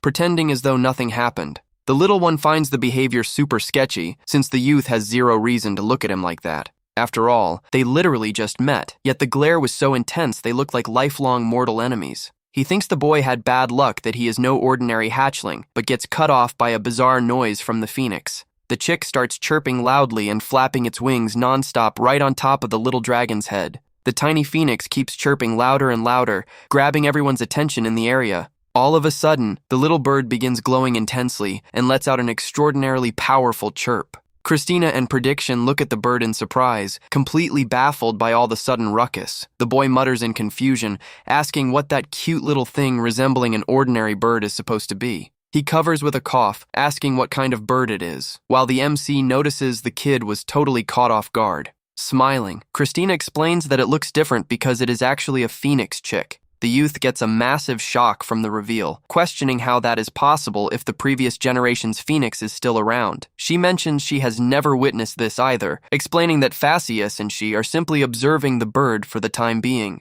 The youth agrees right away, and the MC notes how quiet he became the second he heard his clan leader's name. Christina warmly thanks the boy for traveling such a great distance to pay this visit. She affectionately asks him to be a wonderful older brother to the little one, and the boy accepts, blushing slightly in embarrassment. The MC concludes that a kid is always a kid after seeing the boy's pouty face the moment she stopped petting him. Even though he thinks Prediction is just a cranky kid, the MC still cannot shake off the earlier incident. That cold, hostile glare the red-haired youth shot at him earlier continues to echo in his thoughts. Intrigued, the little dragon starts wondering if he should run a quick test to see how the boy reacts. He creeps closer slowly, leaving the boy puzzled about what that little black creature is trying to do. The little dragon lifts his cute paws, focusing entirely on touching Prediction's face. He gives the heir's face a very gentle tap, eager to see the boy's instant reaction. He figures it looks like innocent baby affection on the outside, but anyone would react poorly if touched by someone they hate. Expecting the youth to get angry, the little one is surprised when the boy stammers with a blush, asking what he thinks he is doing. The boy turns completely red with embarrassment, leaving the MC utterly confused by this unexpected reaction. The little dragon realizes that went totally differently than planned, starting to think the youth might not truly hate him after all. Even so, he was positive he felt hostility before, so he decides to run one more quick test to be completely sure. The red-haired boy tries to protest, seeing the little one approach again, stunned by the hatchling's sheer boldness. Ignoring the warning, the MC simply leaps toward the boy with open arms. He throws himself onto the youth with a loud squeak, fully braced to hit the floor if he is not caught. Christina comes rushing over, asking with concern if the two of them are okay after that sudden jump. She chuckles and apologizes, remarking that the little one must just be thrilled to finally have an older brother. Prediction asks if the hatchling got hurt, catching the MC off guard as he realizes the youth genuinely protected him. Christina thanks the boy for catching the hatchling in time, which makes the youth blush even more. Stuttering heavily, the red-haired boy quietly asks the little dragon if he is truly okay. But right after, he shakes his head in annoyance and snaps to forget it, trying to mask his embarrassment. The youth tells the hatchling to get off him, putting up a cold front right after showing so much care. The MC realizes it was not hostility, but pure shyness from a boy who has no clue how to handle his emotions. He finds it amusing to see someone so young trying so hard to hide what he truly feels. Deep down, the little one gets the picture, knowing the pressure weighing on the heir of such a major clan is immense. The youth strictly warns that the hatchling is way too young and should not go jumping on random people like that. Prediction looks to the side with subtle fondness, muttering softly about how the little black dragon is insanely tiny. Christina smiles and reminds the boy that he used to be super small too, even if he was a bit larger than the MC. The youth says he cannot picture himself that small, and she laughs, replying that it has been so long that it is natural for him not to recall. The guardian warmly remarks that, although she cannot see him very often because of her duties,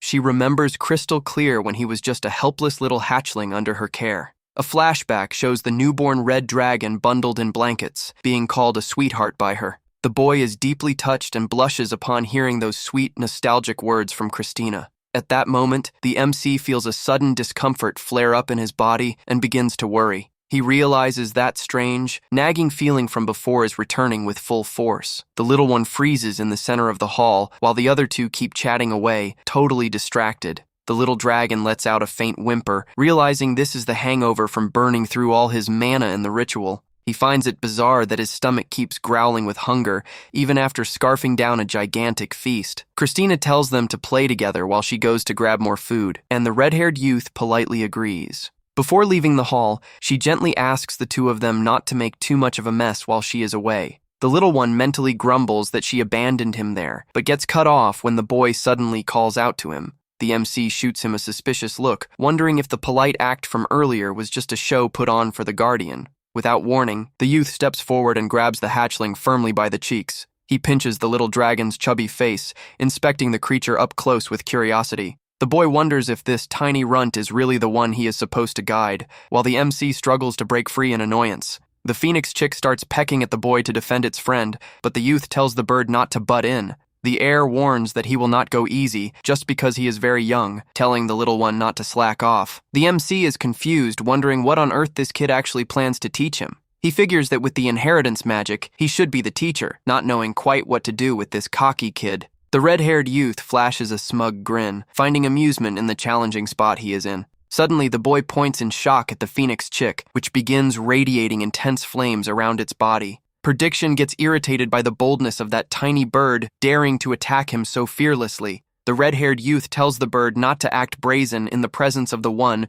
who will soon become the supreme leader of the Flame Clan. To establish his authority, the boy begins unleashing his own massive firepower, sending flames dancing across his hand. The MC realizes the boy is holding back, but knows full well that even as a hatchling, a phoenix is still a phoenix. The red-haired youth gets startled upon seeing that things could spiral out of control, and that both of them could walk away badly hurt. The tiny bird chirps in alarm and steps back upon feeling the intensity of the magical flames surrounding them. However, the little dragon steps in, knowing that little bird is extraordinarily important to him. He places himself in front of the bird with open arms, mentally declaring that the phoenix is his official subordinate. The little one makes it clear to himself that the bird is his familiar and that protecting it is his absolute duty. Suddenly, a violent whirlwind of magical flames and smoke engulfs the spot where the little dragon was standing. To everyone's surprise, the MC watches the blazing inferno with absolute composure, showing zero fear. Prediction panics and shouts at the top of his lungs, desperately asking what the little dragon thinks he is doing in the middle of all that. He shuts down the spell in a hurry and pants for breath, mentioning he already had a bad feeling something like this would happen. The little one could not care less, thinking that regardless of the guest's status, he already has the absolute, mighty protection of Christina. He knows that if anyone tries to harm him inside the lair, they will not just get kicked out, but will also have to face the dragoness's wrath. The MC knows very well that despite being super sweet on a daily basis, she is one of the most powerful beings in the world. He concludes the red-haired boy crossed a dangerous line, seeming clueless about whose toes he is stepping on by trying to bully others. The youth scoffs seeing the little dragon protect his helper, and the MC sighs, realizing the kid has not learned his lesson. The little one realizes he will have to handle this insolent kid, wondering what the Red Clan elder even taught him. He asks himself if he should just overlook all that arrogance and act like an ordinary hatchling to avoid bigger headaches. However, he decides he cannot let that cheap provocation slide under any circumstances, since they are going to be living together. The little one decides the smartest move is to discipline the red-haired youth while he is still young, mapping out his game plan right away. Prediction senses a drastic shift in the air and looks back in confusion, feeling a strange chill run down his spine. With a sharp and menacing glare, the MC resolves to show once and for all who calls the shots here and establish the true hierarchy. An overwhelming, dark pressure shaped like a colossal dragon begins pouring from the tiny body of the little black dragon. The flame air freezes completely, gasping for air, unable to breathe under the absurd weight of that terrifying aura. The little dragon takes a steady, silent step forward, displaying absolute dominance over the situation. He makes a gentle flick with his paw and disperses that oppressive energy instantly, sparing the youth from further misery. The boy drops to his knees and takes a deep breath, terrified by the insane strength he just witnessed right in front of his eyes. The little one walks right past with the phoenix, thinking that quick lesson should be plenty for the kid to learn some respect.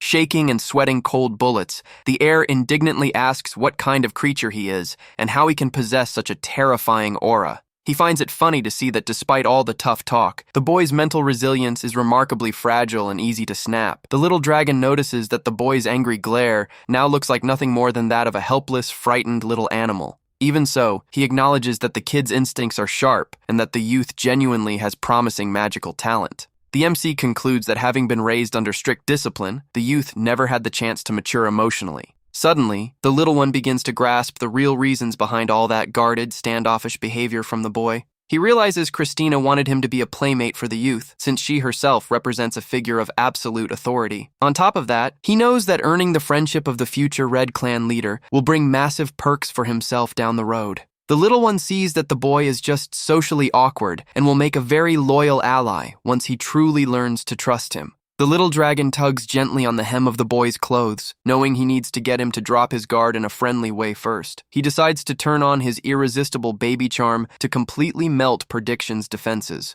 He plans to pretend that the whole thing was just an accidental fluke and that he still cannot properly control his powers. The little dragon puts on a droopy, apologetic face, cradling the phoenix as if he feels terrible about what happened. The plan works like a charm as the boy buys the excuse, remembering that hatchlings truly do struggle with control. Now that the tension has settled down a bit, the little dragon's big challenge is figuring out how to build a rock-solid friendship. He considers that strong-arming the youth would be the easy way out, but that would expose his inheritance power to the boy. The little one concludes that the youth's habit of looking down on the weak stems from harsh, oppressive training by his family. The little dragon feels like scolding whoever raised the kid, appreciating his luck and having Christina around all the more. He gets ready to tackle the tough task of mentoring the boy, right as Christina returns and asks if they are playing nicely. The red-haired youth looks curiously at what she is carrying, and the guardian replies casually with a warm smile. Christina presents a basket loaded with sweets and explains they are the MC's favorite snacks, inviting the youth to try some as well. The red-haired boy politely thanks her, while the two hatchlings squeal in delight and hop around at the sight of the delicious treats. Prediction eyes the food quietly, and she asks if he recognizes those special snacks infused with pure mana. He is intrigued, remarking that he has never heard of a dragon hatchling that insists on maintaining a mana-rich diet. He finds it very strange that a newborn would be so set on that, unless he has some serious secret motive for doing so. The red-haired youth shakes his head, thinking the little one might just have quirky tastes and that all this worry is over nothing. While lost in thought, he suddenly feels something gently nudging his leg and looks down with curiosity. The boy asks what is going on and why he is poking his leg, while the little dragon offers a treat with a friendly peep. The MC internally urges the red-haired youth to stop overthinking everything and just eat the sweet already. The boy goes quiet for a second, staring down at the cookie in his hand with a rather thoughtful and surprised expression. Finally giving in to the little dragon's persistence, he brings the treat to his mouth and takes a hearty bite. The red-haired youth's face lights up with joy instantly, prompting the MC to curiously wonder if the snack really tastes that good. The little one flashes a cheeky grin seeing the boy loved the cookie, feeling that his friendship master plan is moving along smoothly. He celebrates the total success of his secret tactic, knowing he has completely won the red-haired youth over through his stomach. The MC knows it is tough to hate someone who feeds you good food, and that tasty sweets always help put anyone in high spirits. He notes that while happily munching on the treat, the youth finally looks like a genuine normal kid, which is already massive progress. The little one thinks that being happy when eating and bummed when the food runs out are the most natural, honest reactions a child can have. He reflects that there are two kinds of dishonest people, those who lie by pure choice, from whom it is best to keep your distance, and the second group consists of those who are forced by others to live an entire life of denial and self-deception. But since that behavior is shaped by outside pressure, the little one knows those people can change if their environment shifts. He wonders if the change would happen even faster if someone stepped up willing to genuinely help them without hidden motives. Knowing full well that nobody is born perfect in this world, and remembering how much help he received from others in the past, the MC reaches the conclusion that the fairest move would be to grant this young heir at least one real shot at changing. He ponders thoughtfully for a few seconds about what the best approach would be to put this new idea into practice here. He figures that if he tries and it fails, the boy is a lost cause, but decides to make an effort since he is not truly a bad person deep down. What is more, having the steadfast backing of the flame heir when he grows up will be a massive asset for the MC in the future. Deciding to take the leap, the little dragon grabs a bottle filled with milk and prepares to take the next step toward the red-haired youth. He lets out an adorable peep and beams brightly, offering the bottle of milk to win the boy over once and for all. The MC thinks to himself that there is no harm in offering a kind gesture of friendship to the boy right now. With eyes sparkling with cuteness, the little dragon insists once more that the youth go ahead and take his snack. He plans out his next moves carefully, remembering that sharing the same roof every day will make getting closer much easier. After all, having Christina in his corner is already massive protection, on top of keeping the Phoenix chick well in check.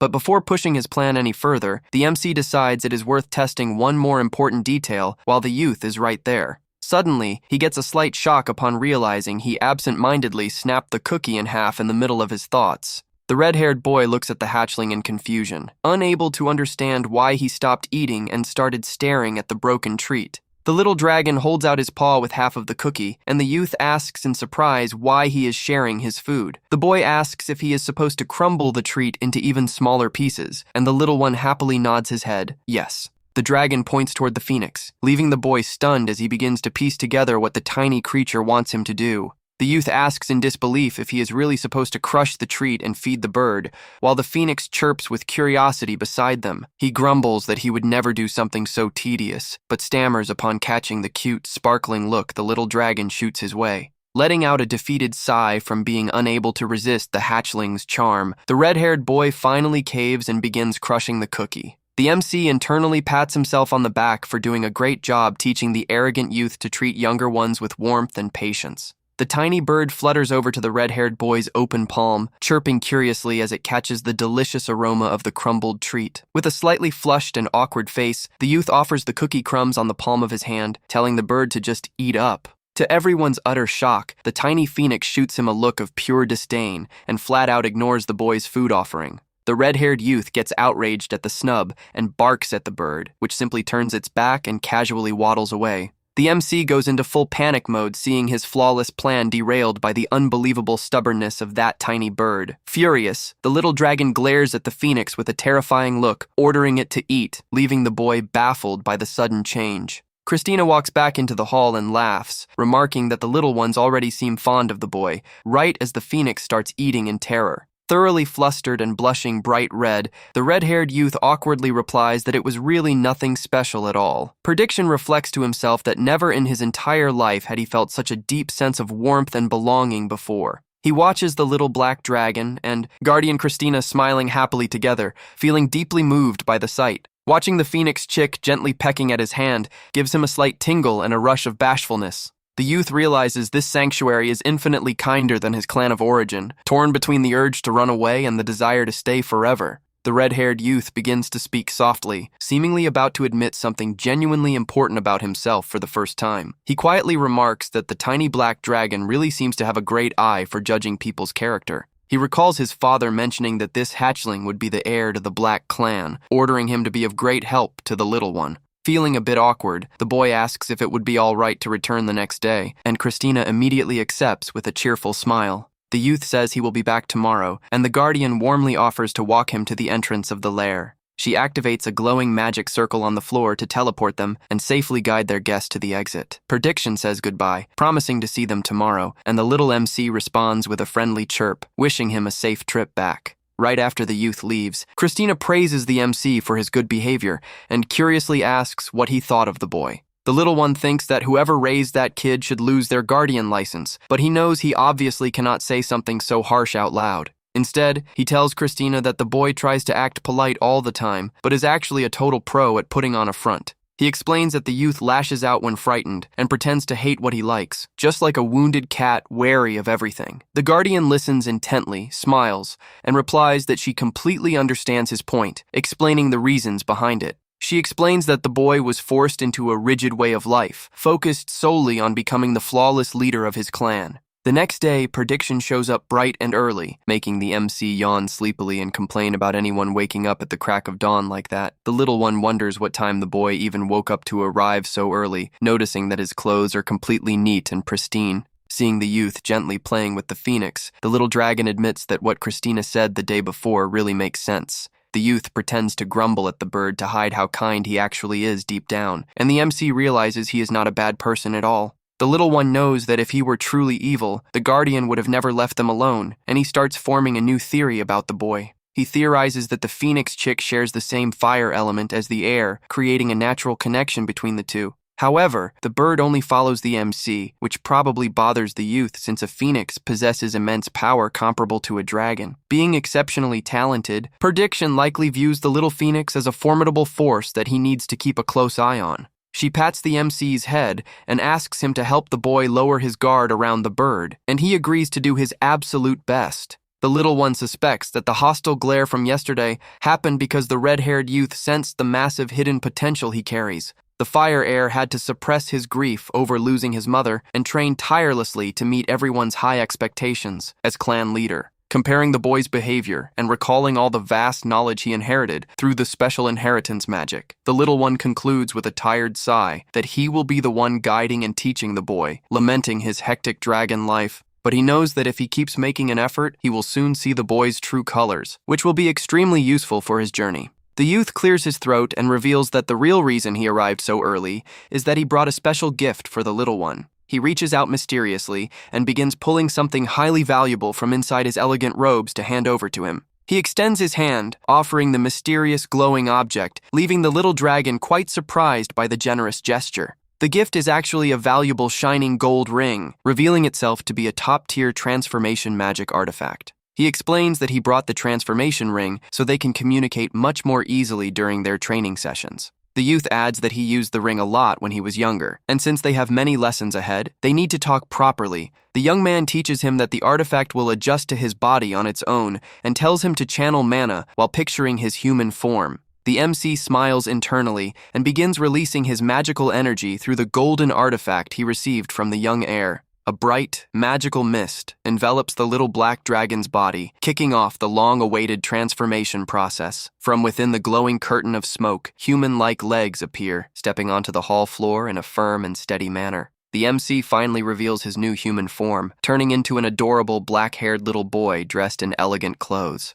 He looks at himself in pure amazement, blinking the bright red eyes inherited from his true black dragon form. Satisfied with the flawless outcome of the spell, he flashes a wide, friendly grin while looking straight at the red-haired youth. The little one runs over excitedly and taps the red-haired youth's head, joyfully celebrating that he can finally talk directly to him now. He is completely dazzled hearing the actual sound of his own human voice echoing perfectly through the vast hall for the first time. The little boy breaks into a bright, mischievous smile, overflowing with excitement over the endless possibilities of his new form. He affectionately calls out the heir's name once more, leaving the red-haired youth totally stunned and at a complete loss for words. He starts bouncing around the room in his new clothes, celebrating the wonderful success of his first magical transformation. With his new voice and human body secured, the little dragon is now fully ready to begin his actual training. The MC beams from ear to ear with his glowing red eyes, loving the feeling of being able to use a human form. He cheerfully taps the boy's head and celebrates that he can finally talk to him directly without any hassle. The red-haired youth complains, telling him not to just go around touching people's heads like that, but quickly decides to switch topics. The youth asks if he is feeling all right, while the little one thinks it would be great if his new human form were just a bit taller. Either way, he is content and thrilled to finally be able to talk properly to the people around him. He clears his throat to test his voice, thinking that having a higher vantage point from the ground is way more comfortable. With a gentle and cheerful smile on his face, he sincerely thanks the youth for the incredibly useful gift. Prediction is left completely speechless, seeing such a cute, innocent smile directed straight at him. Terribly flustered, the red-haired youth quickly averts his gaze, trying to hide how much the sight actually moved him. The little one excitedly points at the phoenix chick, showing how the bird recognized him instantly even after the transformation. The youth tells him to put the little bird away so it will not disrupt training, but the little one cuts in to explain something. The MC holds out his hands offering the bird, revealing that the tiny creature really insists on watching the training too. He explains that Christina allowed the bird to attend the private lessons, as long as the young heir agreed as well. Prediction complains that Christina tends to spoil the little one's wishes way too much and rejects the idea right off the bat. With a smug grin on his face, he tells the little one to understand the situation and accept the rules once and for all. Hearing the refusal, the phoenix chick gets furious and begins radiating intense flames all around its tiny body. The MC notices that the heir is bottling up a lot of pent-up anger, thinking that getting upset is not bad, but it needs boundaries. He reflects that a leader who does not know when it is right to get angry turns into a reckless tyrant, deciding to call the boy out. The little one seriously asks the youth to pay close attention to the phoenix chick's behavior from now on. He asks the youth if he is not keeping his guard way too high against a creature that is merely a tiny baby bird. The red-haired youth fires back, saying the bird does not know its place, and that anyone showing hostility must be completely subdued. Calmly, the MC replies to the youth that he is gravely mistaken about one very crucial detail. He explains that the bird knows its place and even tried to threaten Guardian Christina herself yesterday, leaving the youth stunned. He reveals that the bird is only wary because it wants to protect him, having sensed danger coming from the youth since their first encounter. The red-haired youth is completely taken aback and left speechless after hearing such an honest explanation from the little boy. The MC decides to break things down even further to help the youth understand the situation much more clearly. He suggests that maybe the little bird is only scared because the youth is immensely stronger than it is, catching the young man off guard. He explains that the air is powerful enough to make the tiny phoenix chick feel constantly on edge. And it is precisely because the bird wants to protect its partner that it feels the youth's overwhelming strength that much more intensely. Surprised by the revelation, the youth stammers, asking if he truly thinks that way, and the little boy confirms it with a confident smile. The red-haired youth admits he had never looked at the situation from that angle, and the MC realizes he hit the nail right on the head. He concludes that the boy learned to be cautious and intimidating, but does not truly trust his own abilities to take action. The MC realizes that the Red Clan leader probably never praised or validated the young man's genuine efforts. He figures this might actually work in their favor for now, since the boy's previous arrogant vibe left no room for getting close. The little one hugs the little bird and promises that if the youth stops showing hostility right away, the bird will calm down quickly too. He shows how well-behaved the phoenix chick is, and the red-haired youth is forced to silently agree after seeing the gentle scene. The MC is relieved to see that the youth has a decent moral compass, while the phoenix lets out a cute, confused chirp in his lap. The little one decides not to push the boy too hard, somberly remembering that dragons live significantly longer than ordinary humans. The youth gives in and says he dislikes the bird, but will let it slide for today, prompting the little one to cheerfully thank him for the vote of confidence. The red-haired youth remarks with a melancholic, distant gaze that it is never easy to part with someone truly precious to us. The MC realizes the youth is likely recalling his own painful past of losing family members. He understands the young man's deep ache, knowing that losing his mother so early would naturally leave a massive void. The MC reflects that he has no desire to live as an empty shell, thinking that despite everything, the youth is still quite fortunate in life. He concludes that it is far better to struggle together than to stay isolated, resolving to do his best to support the boy and bring them closer. The red-haired youth suddenly remembers to ask for the phoenix chick's name, catching the little boy completely off guard. The youth asks in disbelief if he really has not named his own companion yet, causing the MC to mumble awkwardly in thought. Unsure of what to say to cover it up, he stammers that it definitely has a name, all while staring at the chick in his hands. He takes a deep breath and focuses entirely on the bird, determined to pick the best possible name for his cherished travel companion. With eyes gleaming with joy, he proudly lifts the little bird up and announces that its name from now on will be Begya. The young heir curiously repeats the name and translates the meaning of Begya, explaining that the term means white knight in his language. He explains to himself that the little bird was born after swallowing its own darkness, confirming that its official name is now Baegya. The MC is pleasantly surprised, asking if the bird really likes the new name that much as it nuzzles affectionately against his cheek. The red-haired youth notes that the little dragon still lacks a permanent name of his own, and the little one replies that he already spoke to Christina about it. The youth remarks that it makes sense since the little one never had anyone to name him, prompting the MC to brush off the comment without malice. The young heir thoughtfully suggests that he could help him pick a good name for himself, just in case the little one wants a second opinion. Without a single second of hesitation, the little boy flatly replies that he is fine as is, leaving the red-haired youth totally stunned. He calmly explains that he prefers taking all the time he needs to think his name through and is in no rush to decide. The red-haired youth tries to argue, pointing out that since they will have regular lessons, it will be awkward and confusing to address him without a set name. The little one silently stares at the boy, privately wondering why he is pushing so hard on such a delicate topic. He reflects that a dragon's true name is sacred and extremely sensitive, knowing that the boy must be fully aware of that as well. The MC thinks a dragon must remain cautious, because what the youth is asking for is not some casual nickname, but his true name. Faced with such persistent pressure, he decides he must always prepare for the worst-case scenario to ensure his own safety. The MC knows he needs to stay sharp, suspecting that all this urgency from the youth might very well hide a hidden agenda. He theorizes that this sudden push from the boy might actually be a direct order handed down by the elder of the Red Dragon clan. He knows a dragon's true name serves as the very proof of their existence, and while it does not grant total control, it gives immense leverage over them. Moreover, a magical creature's true name is essential for forging ancient and critically important contracts across the realm. Handing that name over to someone else is practically giving them full authority to interfere directly with one's own life and fate. Because it holds such immense power, it is a secret usually shared only with parents, making him wonder if the young boy even grasps its weight.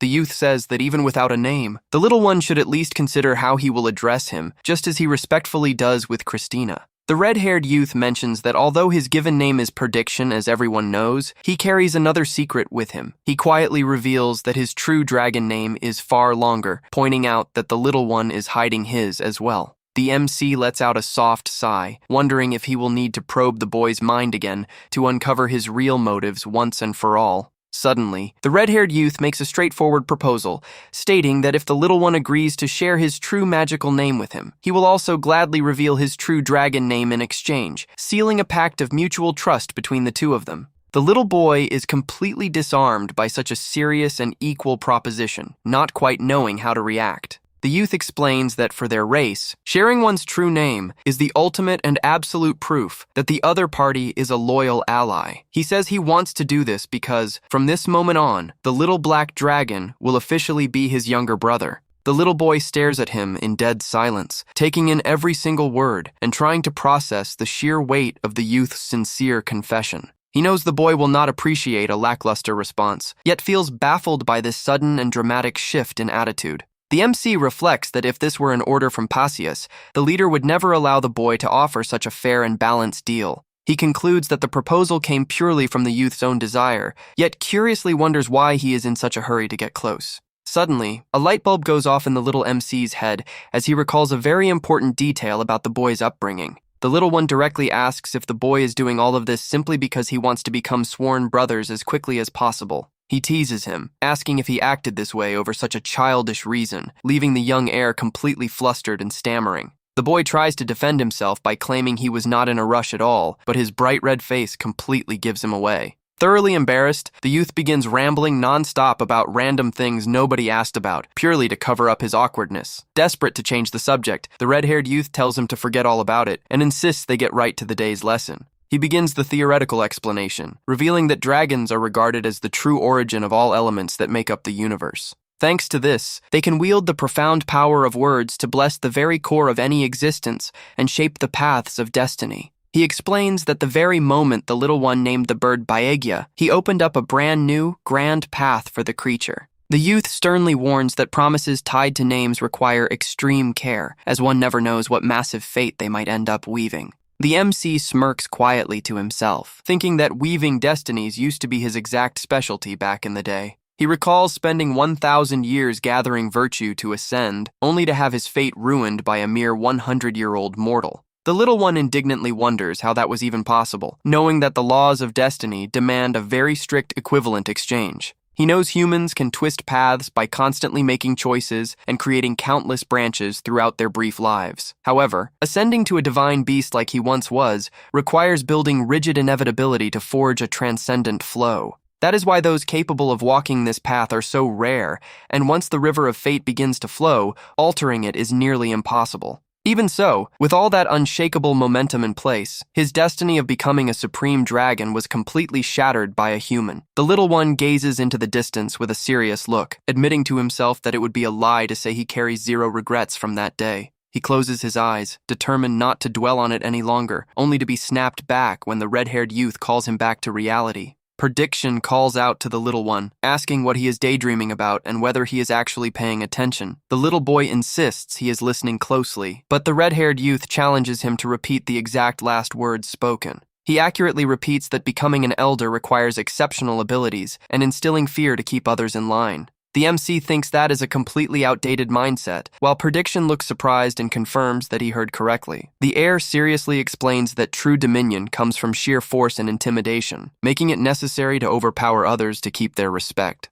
The little one figures this oppressive approach might have worked during Pasius's wartime era, but it certainly will not work for Prediction. He knows that pointing this out directly will fall on deaf ears, so he starts thinking of a better way to guide him without causing friction. Suddenly, the red-haired youth looks at him with a curious gaze, asking if the little dragon got upset by his harsh words. The little one replies in surprise that he has no reason to be sad, praising the boy's strength and gently calling him his brother. The youth confirms he is strong, but fails to see the connection, prompting the little one to reveal that he actually thought the boy must be lonely. He explains that even when situations turn rough, some people simply endure in silence and follow orders without question. He adds that although these followers are fiercely loyal, they are merely subordinates who will never open up to comfort him when he feels down. The MC pets Big Ya and says that while the bird is his direct subordinate, it freely and honestly expresses what it likes. The little boy concludes that based on his story, the red-haired youth seems to lack a single, sincere, and trustworthy companion like Begya. Deeply shaken, the youth clenches his fist in frustration, snapping back that he and his clan have no need for sentimental bonds like that. The MC silently observes the agitated boy, realizing his mindset was heavily shaped by his father's strict upbringing. He considers that it is too early to label Pasius as entirely villainous for this, knowing the reality of leadership is far more complex. After all, intelligent beings are multifaceted, just like a loving parent who takes great care of everyone under their own roof. Yet that same person can act with sheer coldness and cruelty when dealing with workers or rivals outside the family circle. The little one recalls how the ancient myth of the god who brought fire to save humanity is viewed in completely opposite ways by each side, because to the other gods, that same kind and heroic deity was seen as nothing more than an untrustworthy traitor. That is why he knows the red-haired youth also has two sides, resolving not to give up on helping him shift his perspective step by step. He curiously asks if the youth learned to think in such a rigid way from someone close in his family, and the boy confirms it. The boy speaks highly of his father Pasius's firm leadership and resolve, describing him as a mighty leader whom everyone follows without hesitation. However, the little one remembers Christina's lessons about how Pasius lived through war and learned to ruthlessly discard the weak. He understands that despite holding noble and righteous ideals, the Red Clan will take any extreme measure necessary to achieve them. The little dragon notices a fallen chess piece on the floor and quietly agrees that the Red leader must truly be a formidable figure. The red-haired youth proudly mentions that even he acknowledges all the grand achievements and glorious feats his father accomplished. The little one stays quiet, keeping his focus on the boy, and decides to drop one more sincere and probing question to make him think. He bluntly asks the boy if he genuinely likes having a father with such a rigid, cold, and demanding personality. The youth silently turns his face away, telling the little one not to ask useless questions about things that are none of his business. He sharply orders that they cut the small talk to continue the lesson, and the little boy calmly agrees without a single complaint. The MC finds it amusing to watch the boy feign indifference, knowing full well that his nervous reaction was already an answer in itself. He narrates that after that day, the youth kept coming for their lessons, and the little one finally managed to master telepathy magic as well. Although it sparked a bit of suspicion at first, communicating with ease greatly improved the daily flow of their lessons. Thanks to this rapid progress, the red-haired youth feels extremely proud, thinking in amazement that his new disciple is a bona fide genius. The red-haired youth excitedly announces that the practical lesson for today will be creating a cat's cradle entirely out of pure, concentrated mana. The youth offers to demonstrate the technique first, telling the little dragon to pay close attention to his movements. The young man focuses, skillfully and precisely guiding his magical energy right to the tips of his fingers. The MC watches in pure fascination with his glowing red eyes, trying to grasp the exact flow that fire magic follows. The youth shows the red threads formed across his hands, warning that the technique requires intense focus and mana control to pull off. The heir tells the hatchling to give it a shot, and the MC notices the magic looks very similar to a childhood game from his past life. With calm composure and deep focus, the little black dragon effortlessly begins weaving his own magical mana threads. The red-haired youth stares at the hatchling completely slack-jawed and stunned, demanding that the little one tell the truth about what he just pulled off. Highly suspicious, he asks if this is genuinely the little one's first time using this magic, and the dragon innocently swears that it is. He chuckles to himself, remembering that he had practiced something nearly identical throughout the years of his past life. With a cheeky grin, the MC figures that, in a literal sense, this really was the very first time casting the spell in this lifetime. The red-haired youth looks at the little dragon's hands in confusion, unable to understand what kind of bizarre shape he just created with the threads. The little one is amused, seeing Begia tangled in the magical web, thinking that whoever invented that game did a stellar job with early education. He mentally praises the structure and difficulty of the magic web, leaving the red-haired youth disappointed that his training seemed too easy. Mook says it is a ton of fun, and Prediction, feeling a bit awkward, asks if he really means that. Mook asks if Lord Pasias taught him that as well, and Prediction, stammering slightly, admits that he actually did not.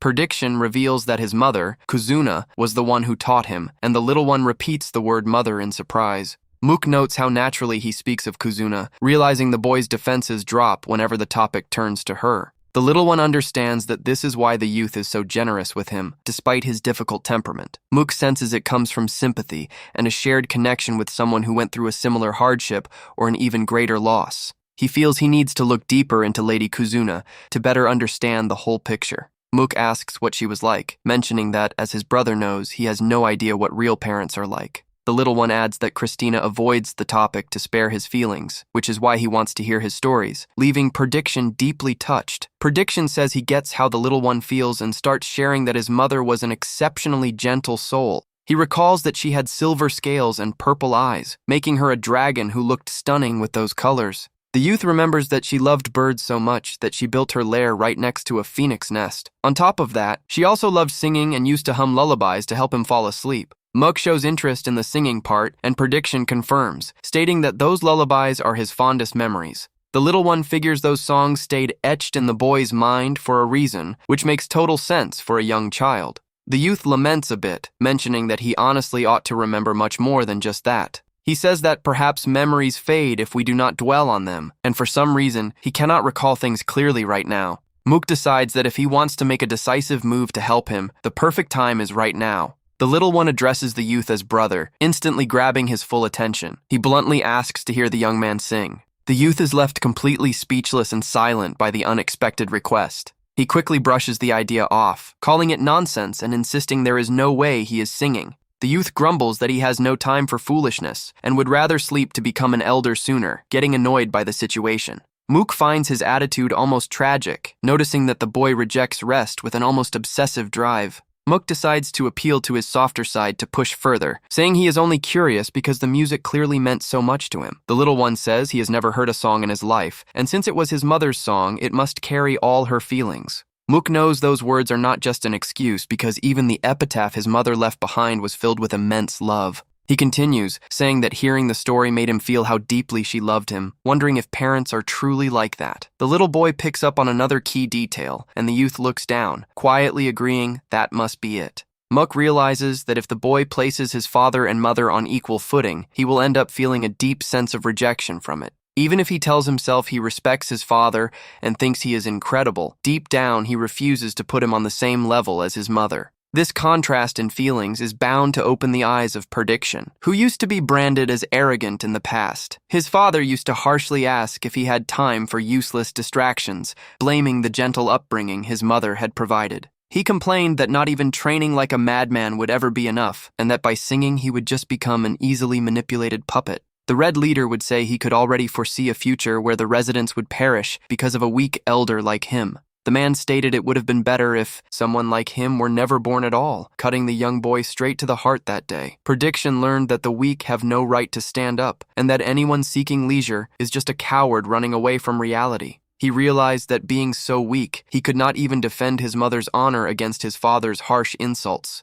Ever since, to earn validation, he began training relentlessly and burying all vulnerabilities to rid himself of everything holding him back. Yet, by hyper-focusing only on proving his worth, the boy ended up completely isolated and lost his sense of direction. He became unable to smile even when receiving praise, feeling as though none of it truly mattered in the end. Mook remembers how lonely and heartbroken the boy looked whenever he claimed that things were simply convenient for him. The youth finally gives in, remarking that it has been so long since he last sang that it might end up sounding a bit rough. The little dragon looks up at him in surprise, asking if he is genuinely going to give it a try. The youth just silently looks back at him, feeling slightly shy about the whole thing. He takes a deep breath and finally opens his mouth to begin singing the melody of his childhood. The youth starts singing a gentle tune about coming home and resting tired wings as night falls. He carries on with the lovely song, and the MC initially just thinks he sings wonderfully, but soon notices something unusual. The lyrics describe walking a path of roses and opening a blue door, catching even little Begya's full attention.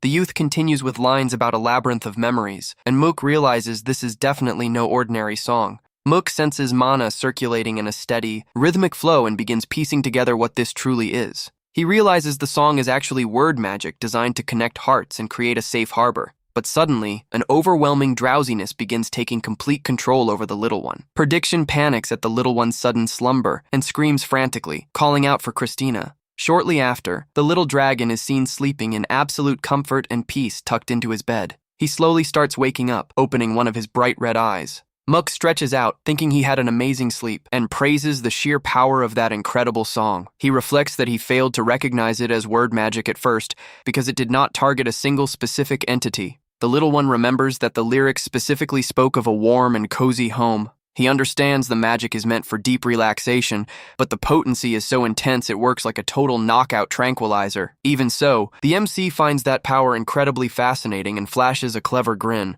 He looks at a system screen before him, deciding that he would definitely love to learn that skill. However, the system indicates restrictions, showing he can only access that information once he grows a bit more. He wonders if Prediction has already headed out, remembering that he passed out right in the middle of his song. Beside him, little Begya remains fast asleep, nestled snugly among the flowers. Mook sees the little bird resting in total tranquility and peace. Suddenly, the little one spots Rai hovering nearby and feels glad to see the guardian spirit again. He figures Christina must have sent Rai over and notices the spirit seems quite energetic. Rai starts nuzzling up against the little dragon affectionately to show some love. The little one feels a bit baffled by all the sudden affection from the glowing guardian. Just then, Christina drifts in, and Mook realizes Rai had actually guided her over. With a sweet smile, she gently asks if the little one is finally awake. She suggests taking their conversation outside so they do not wake Begya, leaving Rai in charge of keeping watch. The tiny spirit nods and floats protectively right beside the sleeping phoenix. It even tucks in the blanket to keep the little bird extra warm and cozy. Christina gently scoops Mook into her arms, saying she will be right back. She strolls peacefully across the field, carrying the hatchling under the gorgeous starry night sky.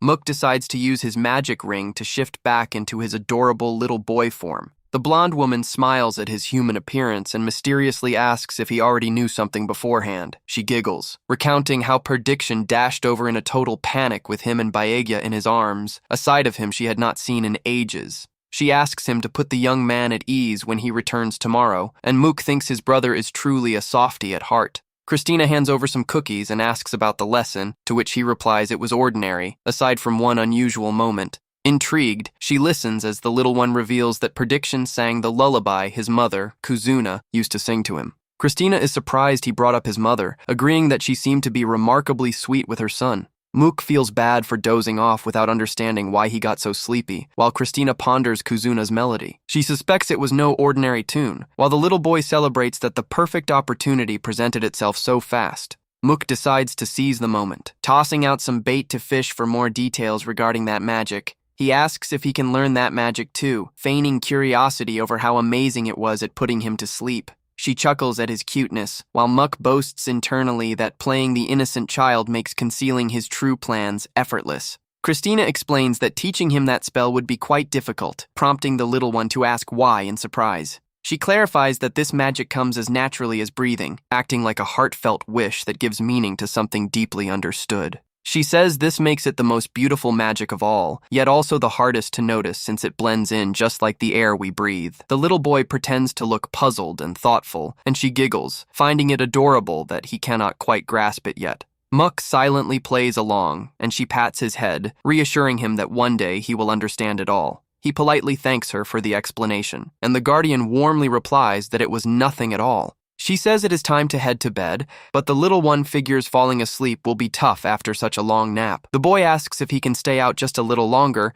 and Christina agrees on the condition that he does not wander far. She hands him a yellow piece of candy, telling him to use it whenever he wants to return, leaving the little one curious. She reveals that she inscribed a magic circle onto it to teleport him back, making him question why she used candy of all things. Christina cheerfully responds that she did it because her baby loves sweets, leaving the little boy to shyly agree. Christina says her goodbyes, telling him to play for a bit before coming inside, and the little one lies down on the grass. Mook thinks he managed to hook a massive secret, though several details still remain unanswered. He reflects that he managed to piece that much together even without having the exact formula for word magic. Either way, he deduces it is a magic without strict rules, operating entirely based on the caster's mindset. Summing it all up in a single concept, the boy realizes the true essence behind it. He realizes that word magic is pure raw talent, feeling indignant that no one had noticed Prediction's potential before. Mook knows revealing this right now would only serve the Red Clan, so he prefers to bond with the youth first and mend his emotional scars. At the same time, he plans to master the spell himself and decides to prep a completely different kind of lesson for tomorrow. He decides to call Rai to request an early favor from Christina, figuring she will absolutely love the idea. The next day, a gorgeous dawn breaks over the mountains to the soft chirping of birds. In the temple kitchen, various fresh ingredients are already neatly arranged across the counter for meal prep. Christina is seen from behind, cooking with great enthusiasm and focus.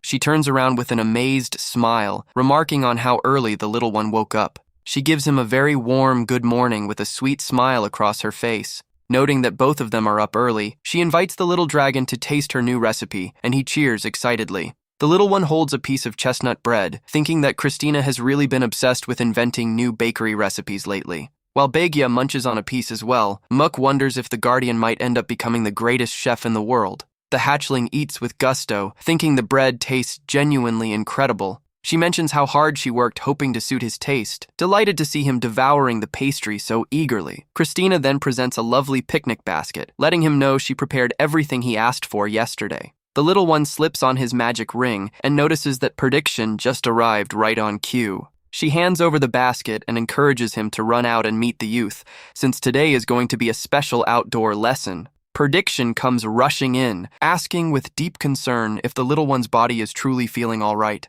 The little boy runs toward him excitedly clutching the basket, calling him by the nickname Ferdy. He finishes his sentence with a huge, adorable smile, suggesting they go on a picnic together. Christina welcomes him and mentions his early arrival, to which the youth confirms that everything was fortunately peaceful back home. Prediction notices the boy's high energy, and Christina explains that he slept wonderfully thanks to him, which is why he woke up so early. The little boy apologizes for the scare, but expresses his thanks, saying he slept amazingly well and absolutely loved the song. He explains that, knowing his brother was worried, he spoke with Christina so the two of them could take a day off together. The youth tries to argue that they have class, but Mook plays up the drama about how hard they worked, getting the boy to yield and agree to go. Christina hands over the magical recall sweets, explaining they hold Rai's light to maintain contact and track their location. She wishes the duo a wonderful trip as they set off toward a stunning mountainous landscape with a lake. The little dragon, back in his original form, takes in the gorgeous view and reminisces about his past life as an emoji traveling to cultivate. He excitedly asks what his brother thinks of the spot, wondering if the view is not completely breathtaking. However, the youth quietly mumbles with a serious look, wondering why it had to be this exact place. The little one picks up on the boy's unease and takes a close look at his pensive expression. Sensing that this does not seem to be the youth's first time here, the little one directly asks if he has visited this spot before. The youth quietly replies that he thinks so, leaving the dragon a bit uncertain with the vague response. Mook asks if he came alone or with someone, and the youth reveals that he came alongside his father. The youth adds that his mother was there too, realizing he had completely forgotten about that until this very moment. The hatchling understands that if the boy did not want to talk about it, he would have dodged the topic, proving that deep down, he wanted to open up.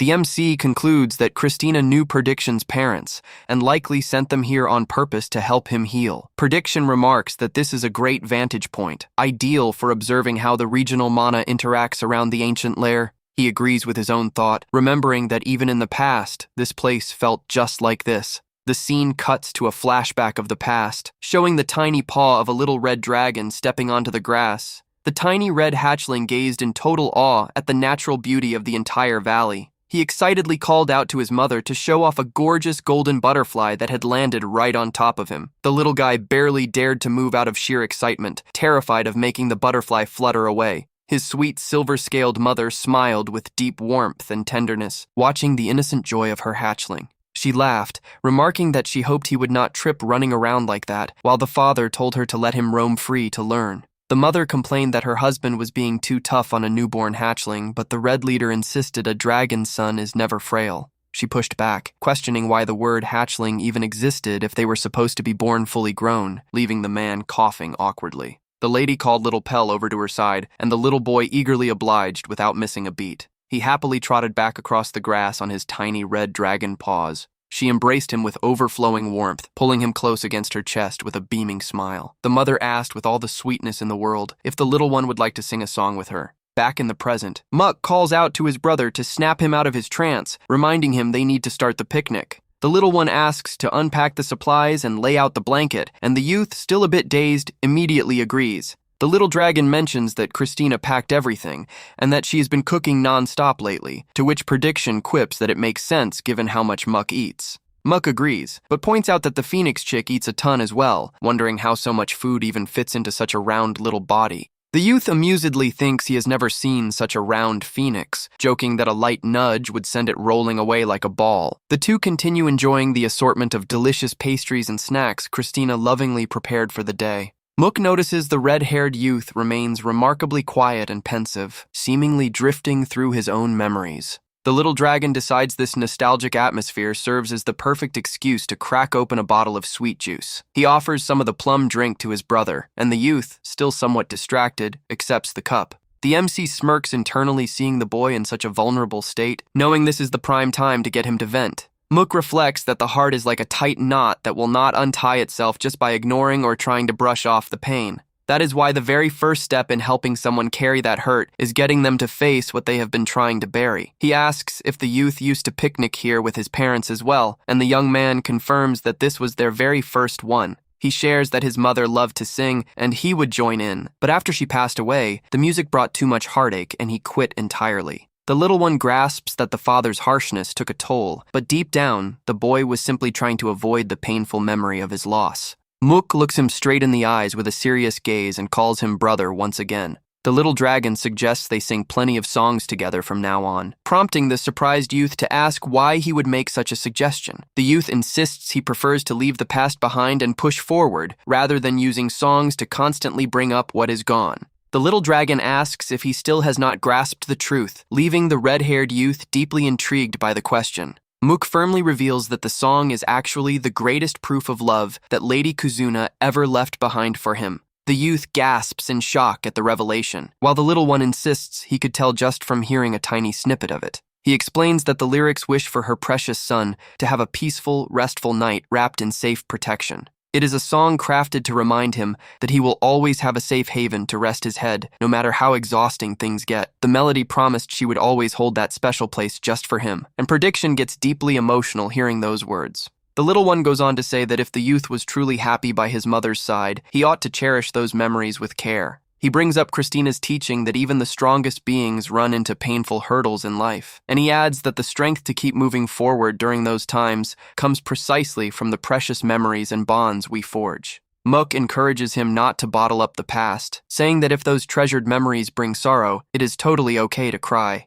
The youth breaks down into a messy, childlike cry, finally releasing all the bottled-up emotions held inside for so long. Mook promises he will always stand by his side, and the boy's weeping echoes across the gorgeous landscape for quite a while. The MC notes that the boy carried a mountain of suppressed grief, joking to himself that at least he will not be the one embarrassed later for crying like that. The little one playfully asks if he is done crying, and the youth, wiping away his tears, tries to stammer that he is fine. Mook checks if the youth managed to settle down a bit, and an embarrassed Prediction nods in confirmation. He admits he feels a little silly for breaking down, but confesses he feels significantly lighter and relieved. The little one rejoices at his brother feeling better, and starts rummaging through the picnic basket, leaving the youth confused by the shift. The little dragon cheerfully explains that since the tears are done, now is the ideal time to celebrate and lift their spirits. The youth stares in utter disbelief at how much Mook is putting away, wondering once again how all that food fits into such a pint-sized creature. The little dragon tilts his head with a puzzled look, not seeing any issue with having a giant appetite.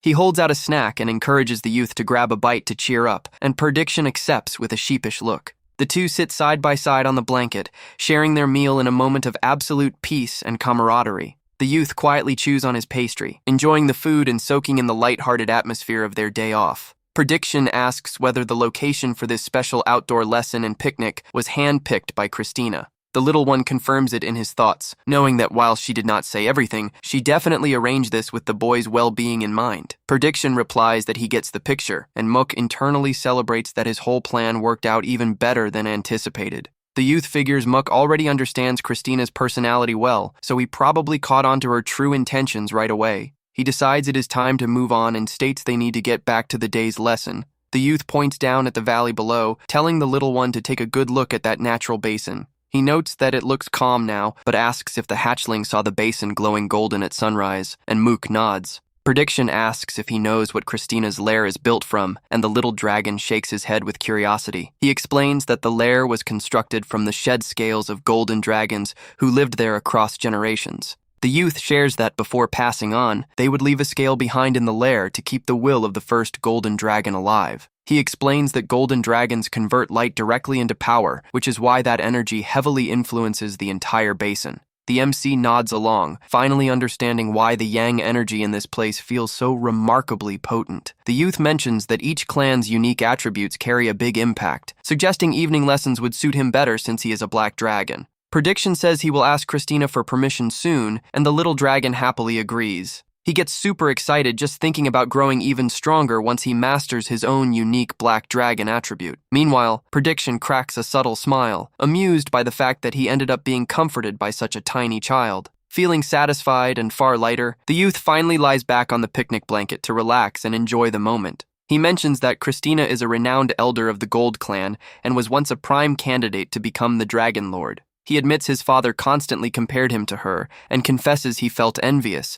since she had both incredible talent and universal respect. Mook is left completely stunned and appalled, unable to believe the sheer absurdity he just heard the boy say. He questions how the youth's father could possibly compare a newborn hatchling to a fully matured adult dragon. The little dragon paces the blanket in irritation, thinking people ought to have basic common sense when making fair comparisons. Without a second thought, he steps up and starts tugging on the red-haired youth's cheeks with his tiny paws. The little one insists that, in his eyes, the boy also has every capability to become an incredible elder down the line. Prediction says he only says that because he does not realize just how amazing Christina is, wiping his blushing face in embarrassment. The little one looks at him firmly and thinks his brother can totally do it, recalling what he just proved earlier. The youth asks what he supposedly proved, looking puzzled as the hatchling settles comfortably into his lap. Mook explains in his mind that he proved he understands what love is, and that is the true hallmark of a great leader. He believes a true elder should not merely safeguard the physical safety of their people, but protect their hearts as well. And he concludes that, by understanding that feeling, his brother will be able to connect with and protect those who thrive on love and memories. The youth reflects that he had never thought about healing hearts before, wondering if his people would genuinely appreciate something like that. The hatchling gently pats his arm to comfort him, assuring him that the boy's music truly holds that kind of power. Mook then eagerly asks his brother to teach him how to sing too, and Prediction agrees, saying it is not overly complicated. The youth clears his throat, letting him know he will sing first so the little one can just follow along. However, the hatchling starts singing and leaves the youth utterly horrified by what he hears. Prediction complains that the little one is singing stiffly and offbeat, sounding just like a dry wooden plank. He tries giving tips on how to feel the music in his mind, leaving the little dragon completely clueless and lost. The youth insists he just needs to genuinely feel the melody, leaving the hatchling even more bewildered by the whole thing. The young man questions how he can struggle with something so simple, while the little one is already shown lying wiped out in his bed. The MC gets annoyed with natural geniuses who explain everything through raw vibes, making it impossible for regular folks to follow. He tries to calm down, reminding himself that this is a supreme magical authority capable of moving heaven and earth, so it would never come easy. He recalls that the only straightforward word magic is the naming pact, remembering what Prediction had explained previously. In the memory, the youth explained that magic inheritance actually engraves a piece of the caster's very life force into the recipient, a magic that uses the name and core essence as collateral for the pact, binding destinies together through a fragment of life. He connects this with Christina's explanation that word magic is essentially a form of intense desire, and he realizes it all boils down to truly feeling that profound connection to make the magic spark. He understands that shifting destiny starts with that desire, engraving a new purpose to guide the caster's path, and that the song sung by Prediction's mother merely served as a vessel to give physical shape to her deep wish. To that absolute belief that it will happen,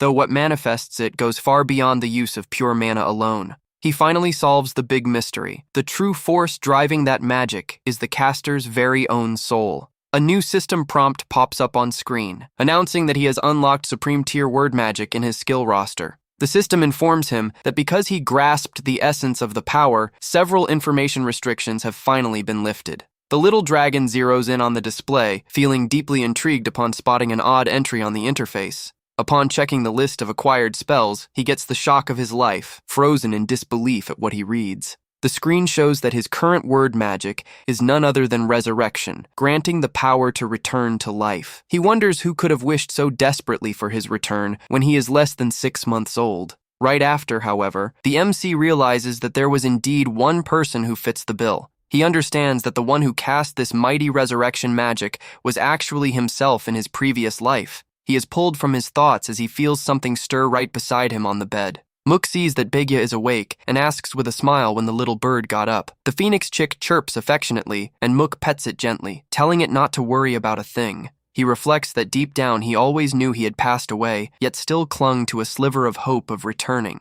While the sting of loss still lingers a bit, the little one assures himself that everything is all right now. After all, this is the life he longed for, far removed from being treated as the cursed black emoji of the past, but rather as a proud hatchling of the Black Dragon clan that rules over darkness. The following morning, Christina visits him in his room, warmly asking how the hatchling is feeling. She lets him know that Prediction made it back home safely, and Muck reacts with relief. She laughs, noting how close the two already seem, leaving the dragon blushing bright red and stammering in denial. The blonde asks what they plan to study next, and the little one reveals he will be learning word magic through song. He explains that it is super abstract and tricky to grasp at first, so it will take some time to learn properly. Mook adds that his brother suggested evening lessons and would ask for permission later, to which Christina says she will discuss it with him. The little one mentions it is about time he chooses his true name, surprising Christina, who expected him to take much longer. He privately admits he planned to stall because he still held on to hope of somehow returning to his old world. That was something he refused to let go of. But now he finally accepts that this is definitively his new life.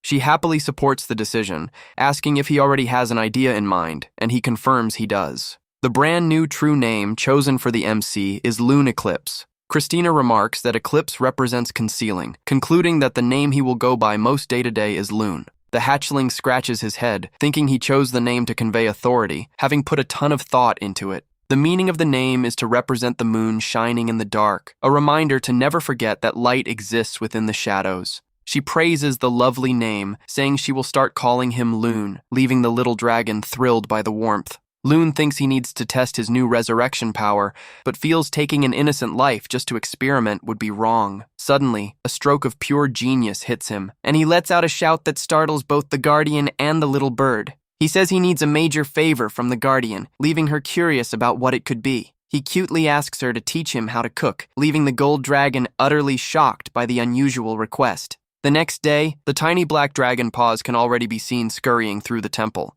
Lune reaches the organized cooking station Christina prepped for their very first hands-on lesson. He feels relieved for hurrying over and admires the lovely setup of the massive kitchen at his disposal. He directs his focus toward a door in the back, deducing that it must be the food pantry. Little Lune quietly eases the wooden door open and sneaks inside to check out the ingredients. To his sheer luck, he spots several dried fish hanging from a rack and celebrates the finding. He holds one of the cold fish, wondering if his resurrection magic will truly be able to bring the creature back to life. He remembers he earned this power after living for nearly 1,000 years, worrying his current output as a reincarnated hatchling might fall short. The little dragon decides the only way to know for sure is to run the test once and for all. He focuses and casts the spell, commanding the fish to revive while activating a glowing blue runic circle. He notices the spell triggers automatically without draining mana, feeling like a direct command issued to the world itself. To his utter shock and amazement, the fish springs to life and starts flopping around happily in his paws. The little one watches the creature wriggle alive, wondering if the effortless success was just beginner's luck on his first attempt. He decides to run one more test to be certain, activating the glowing runic circle on another dried fish right there. Just then, Christina opens the pantry door, asking in surprise if her little helper made it to the kitchen already. But as she looks inside, the gold guardian freezes completely in utter shock at what meets her eyes. The floor is covered in live fish flopping all over, and she asks with a chuckle if the menu for today is going to be fried fish. Later on, Prediction stares at his plate with a sweat drop on his head, completely at a loss for words. He bites his lip and asks, thoroughly confused, why they are suddenly having a massive feast of cooked fish out of nowhere. Christina explains that she found fresh fish in the pantry and cooked extra to celebrate, addressing him as Loon. She confirms he chose his true name, and the little one invites his brother to call him Loon as well. He says he made sure to tell his brother right away, prompting Prediction to flash a goofy grin that Loon immediately tells him to wipe off his face. While eating, Loon reflects that reviving entire animals for now is out of the question, wondering what kind of lesson would work best instead. He decides to try reviving plants instead of animals to see if the outcome differs, all while continuing his cooking lesson. Loon recalls Prediction's suggestion to hold night classes due to his darkness attribute and the surrounding ambient energy. He smirks, agreeing that the best spot to practice is right where his clan used to reside. That ideal location happens to be the very mountain lair where the little dragon was born. He knows relics and traces of black dragon energy linger there, growing even stronger under the cover of night. The problem, however, is that there are almost no plants there to train on, and the Gold Clan's flora is far too full of life, leaving him with only dried spices. Loon sighs, thinking that if even these dried seasonings fail, finding practice materials around here will be a massive headache. He paces thoughtfully, considering that if he strikes out this time, perhaps the next move is trying seeds instead. The little dragon grumbles about how long it took just to track down dried herbs, irritably wondering where he will ever find seeds around here. He is caught off guard upon coming across a stunning, glowing bluish seed resting on a red cushion. The little one steps closer, locking his eyes onto the shimmering seed without quite understanding what it is. He curiously picks up the small, glowing object with his black paw. He wonders why a seed like that would be sitting there, questioning if it is also an ancient relic. The system announces that it is a demon realm black rose that requires dark soil to grow and has the potential to house a soul. Loon is startled upon seeing the system alert stating the mysterious seed is capable of housing a soul. He looks back at the bluish seed glowing on the red cushion with plenty of questions swirling in his mind. Loon firmly grips the tiny sprout in his hand, struggling to fully buy what the system just displayed. The little one wonders why such a rare demon realm seed would be stored right here in the temple of all places. The description screen details the unknown germination conditions and the likelihood of a soul residing within this rare flower. He grows very pensive upon reading that there is a slight chance a soul might inhabit the inside of that black rose. The boy looks around, wondering who could possibly be responsible for leaving a demon realm seed in a place like this. While the description is a bit alarming, he knows finding a better test subject to practice on will be nearly impossible. He takes his stance and begins channeling his mana to test whether his resurrection magic will take effect on that seed. Loon casts the resurrection spell, triggering the glowing magic circle around his paws. The intense blue energy begins completely wrapping around the mysterious seed floating in the air. Suddenly, the seed begins vibrating, radiating cracks of energy under the impact of the magic. The little dragon cheers excitedly, hoping the sprout will finally grow and spring to life. A lovely little green sprout with 2 leaves begins magically bursting forth from the seed. Loon celebrates the initial success, but quickly panics upon noticing the sprout's growth has begun slowing down. He refuses to settle for failure and commands with all his willpower for the plant to keep growing further. The little one slumps, seeing that the power fell short, having assumed it would click easily since they share the same element. Loon laments that it only sprouted, but suddenly spots something surprising upon taking a closer look. He notices the tiny plant is moving its leaves, trying to stretch directly toward his paws. The hatchling feels a familiar energy radiating from the sprout, recognizing it as the exact same bond he shares with Baegya. Loon discovers in amazement that the demon realm seed is actively absorbing his dark mana. He remembers it needs soil to grow, but wonders where he could possibly find dark-aligned earth around here. He knows no such soil exists nearby, yet refuses to let the little plant wither after breathing life into it. Loon reflects that soil merely supplies nutrients to the sprout, trying to brainstorm alternative cultivation methods. He gets a brilliant idea remembering soilless farming from his past life, picturing the use of nutrient-rich gel beads. At the end of the day, the sprout just needs to anchor its roots into any medium capable of storing dark mana. Suddenly, the little one lets out a pained chirp as he feels a sharp prick directly on his paw. Looking down, Loon is shocked to see a tiny root sprouting from the plant and reaching straight toward him. He notices the root tried piercing the black scales of his palm, stunned by how remarkably hard and sturdy it is. At that moment, a light bulb goes off in the little dragon's head as he zeroes in on the word scales. He realizes his own scales store abundant mana, meaning the plant's tough root can easily use them as a soil substitute. The little dragon decides he can use the nearby gold clan jewels to provide physical support for the sprout. He arranges the jewels around the seed, the metals clinking as he sets everything up with meticulous care. Loon stays silent, praying and hoping with all his might that his new experiment succeeds this time around. Right before his eyes, the seed begins glowing again, and the tiny green sprout rises proudly atop the jewels. The little dragon watches in silence, heart pounding with anticipation to see the final outcome. The plant shines brilliantly in a radiant blue hue, confirming that his idea finally worked like a charm. The little one breathes a sigh of relief, thinking that intense moment shaved 10 years off his life from sheer nerves. Even so, watching that tiny sprout fight so fiercely to survive fills his heart with deep admiration. He gently strokes the leaf, telling the little plant to hang in there, since they both survived to see far brighter days. The next day, the cooking routine with Christina resumes, with various cuts of meat and sausages hanging around the kitchen. Christina inspects the pantry with a hand on her chin, seemingly noticing something quite unusual with the inventory. She finds it odd to spot such fresh herbs and spices sitting there, leaving Loon frozen stiff in fear of getting busted for using his magic. To play it off, he stammers, asking about the day's menu, and she perks up, saying she will whip up delicious steaks with fresh cuts.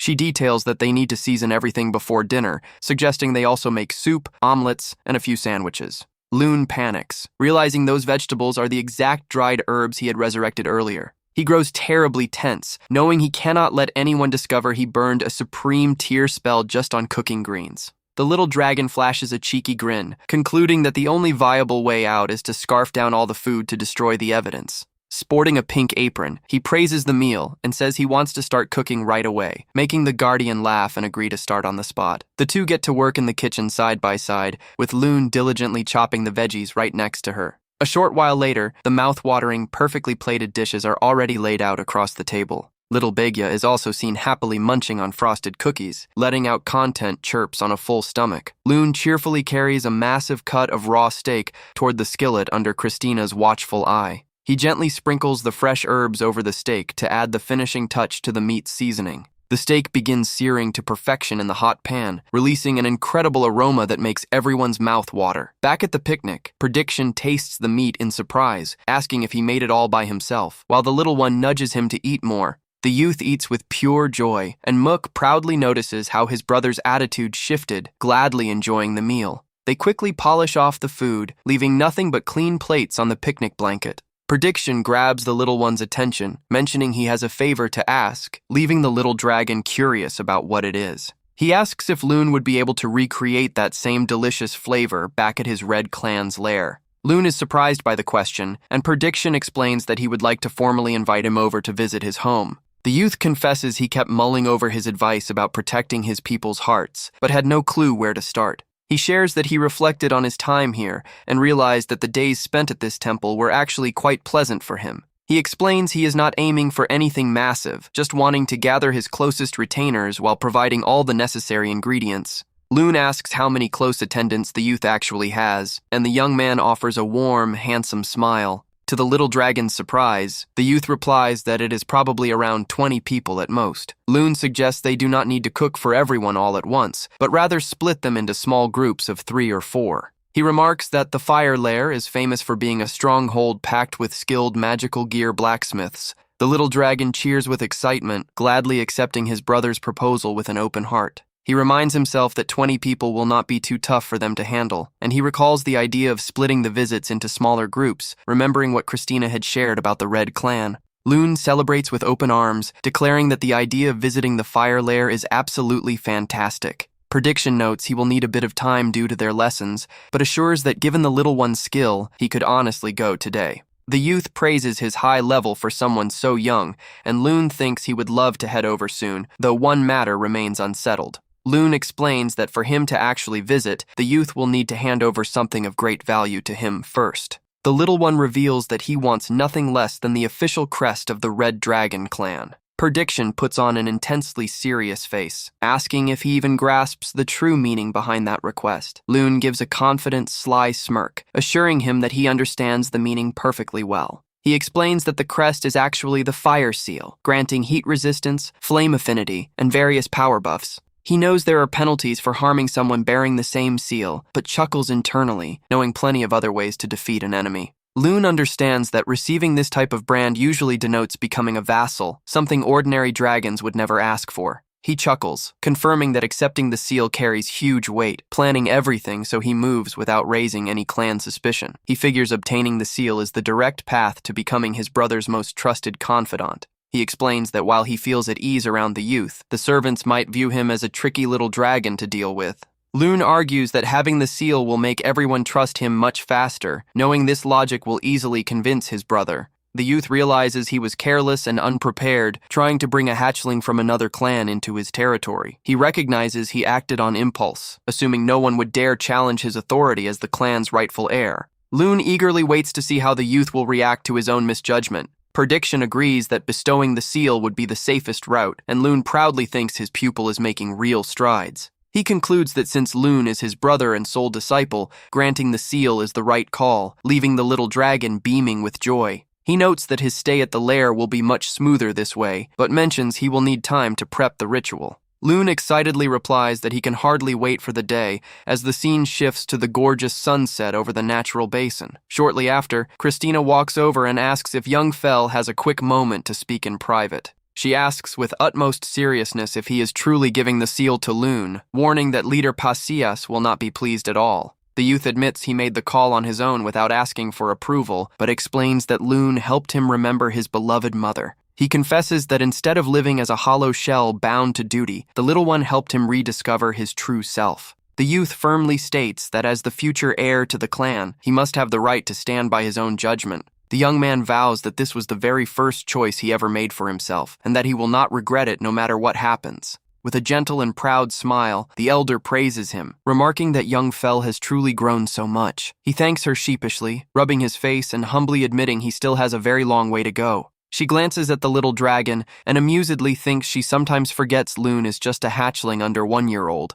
She laughs, telling the youth she wonders if there has ever existed a dragon hatchling as mature and unique as Loon. The youth admits he sometimes even wonders if Loon is older than him, and Christina adds that he himself is remarkable as well. She reveals that not even she can wield word magic as effortlessly as the boy, leaving the young man wide-eyed. Feeling significantly more confident and driven, the young red heir breaks into a warm smile and promises to keep giving his all. Later on, Loon wakes up quietly in his room, stretching lazily as he lies across the bed. Right after, however, the little dragon realizes he has gotten himself tangled in a massive, confusing mess. He sits cross-legged on the bed staring at the black rose, utterly perplexed about what to do with it. He gently taps the flower with his paw and is stunned to see the rose grew so fast, it formed a bud in a single day. The little one notices that even the system's info display on the plant has undergone a subtle update. The screen indicates that the mysterious seed is binding itself to Lunaclips, initiating a soul servitude process.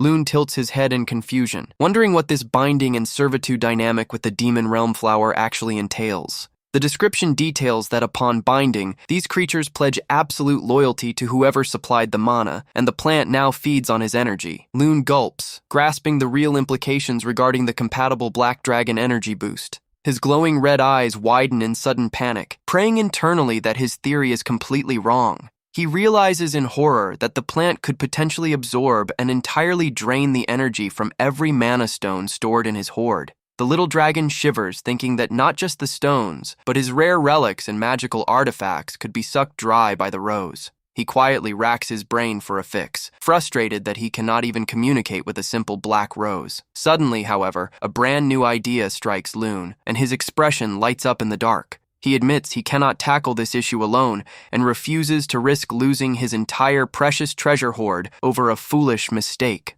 Loon concludes that the only smart move left is to urgently seek help from a trusted adult dragon. A powerful beam of golden magical light descends, illuminating the center of the jewel pile inside the lair. The shimmering spiritual energy directly strikes the black rosebud growing atop the treasure. A few dark petals drift gently across the chamber as the light mana disperses. The little dragon scrambles back to the kitchen in a panic, calling out at the top of his lungs for his golden guardian. Seeing him so out of breath and frightened, Christina kneels down with concern, asking what happened to him. Loon tugs on the hem of her dress, begging for an urgent favor, pleading with her to come with him to the black chamber immediately. He nods frantically, and she quickly scoops him up with care, agreeing to head over and investigate without delay. She flies swiftly, enveloped in her golden aura, toward the lair where the little dragon was born. Upon stepping inside and seeing the black rose standing tall over the gold, the elder freezes in absolute shock. She asks in disbelief how a demon realm rose could possibly emerge here, while Loon figures he fully expected her to recognize it. He knows that flower would never sprout in a gold lair without help, meaning he needs to whip up a solid excuse to avoid suspicion. Christina gasps softly, fixing her gaze on the striking demon realm rose thriving atop the hoard. The little dragon lies, claiming the plant looked starving and revived when he offered one of his scales, rejoicing that playing dumb is undefeated. He puts on a cute, guilty look in silence, asking with pure innocence if he was not supposed to do that. Loon notices she is trying to hold back a giggle from finding him utterly precious, celebrating that she bought his cover story. He turns his attention back to the rose, thinking that now that Christina is convinced, he needs to sort the plant out. However, Loon gets a terrible jolt of shock looking back at the pot sitting on his pile of gold coins. He notices in dismay that the rose, which looked perfectly healthy just moments ago, has begun to wilt, and Christina spots the change with worry too. The little dragon screams in panic that the flower is dying, leaving the guardian completely caught off guard by his dramatic reaction. If you want the next part, make sure to like and drop a comment below.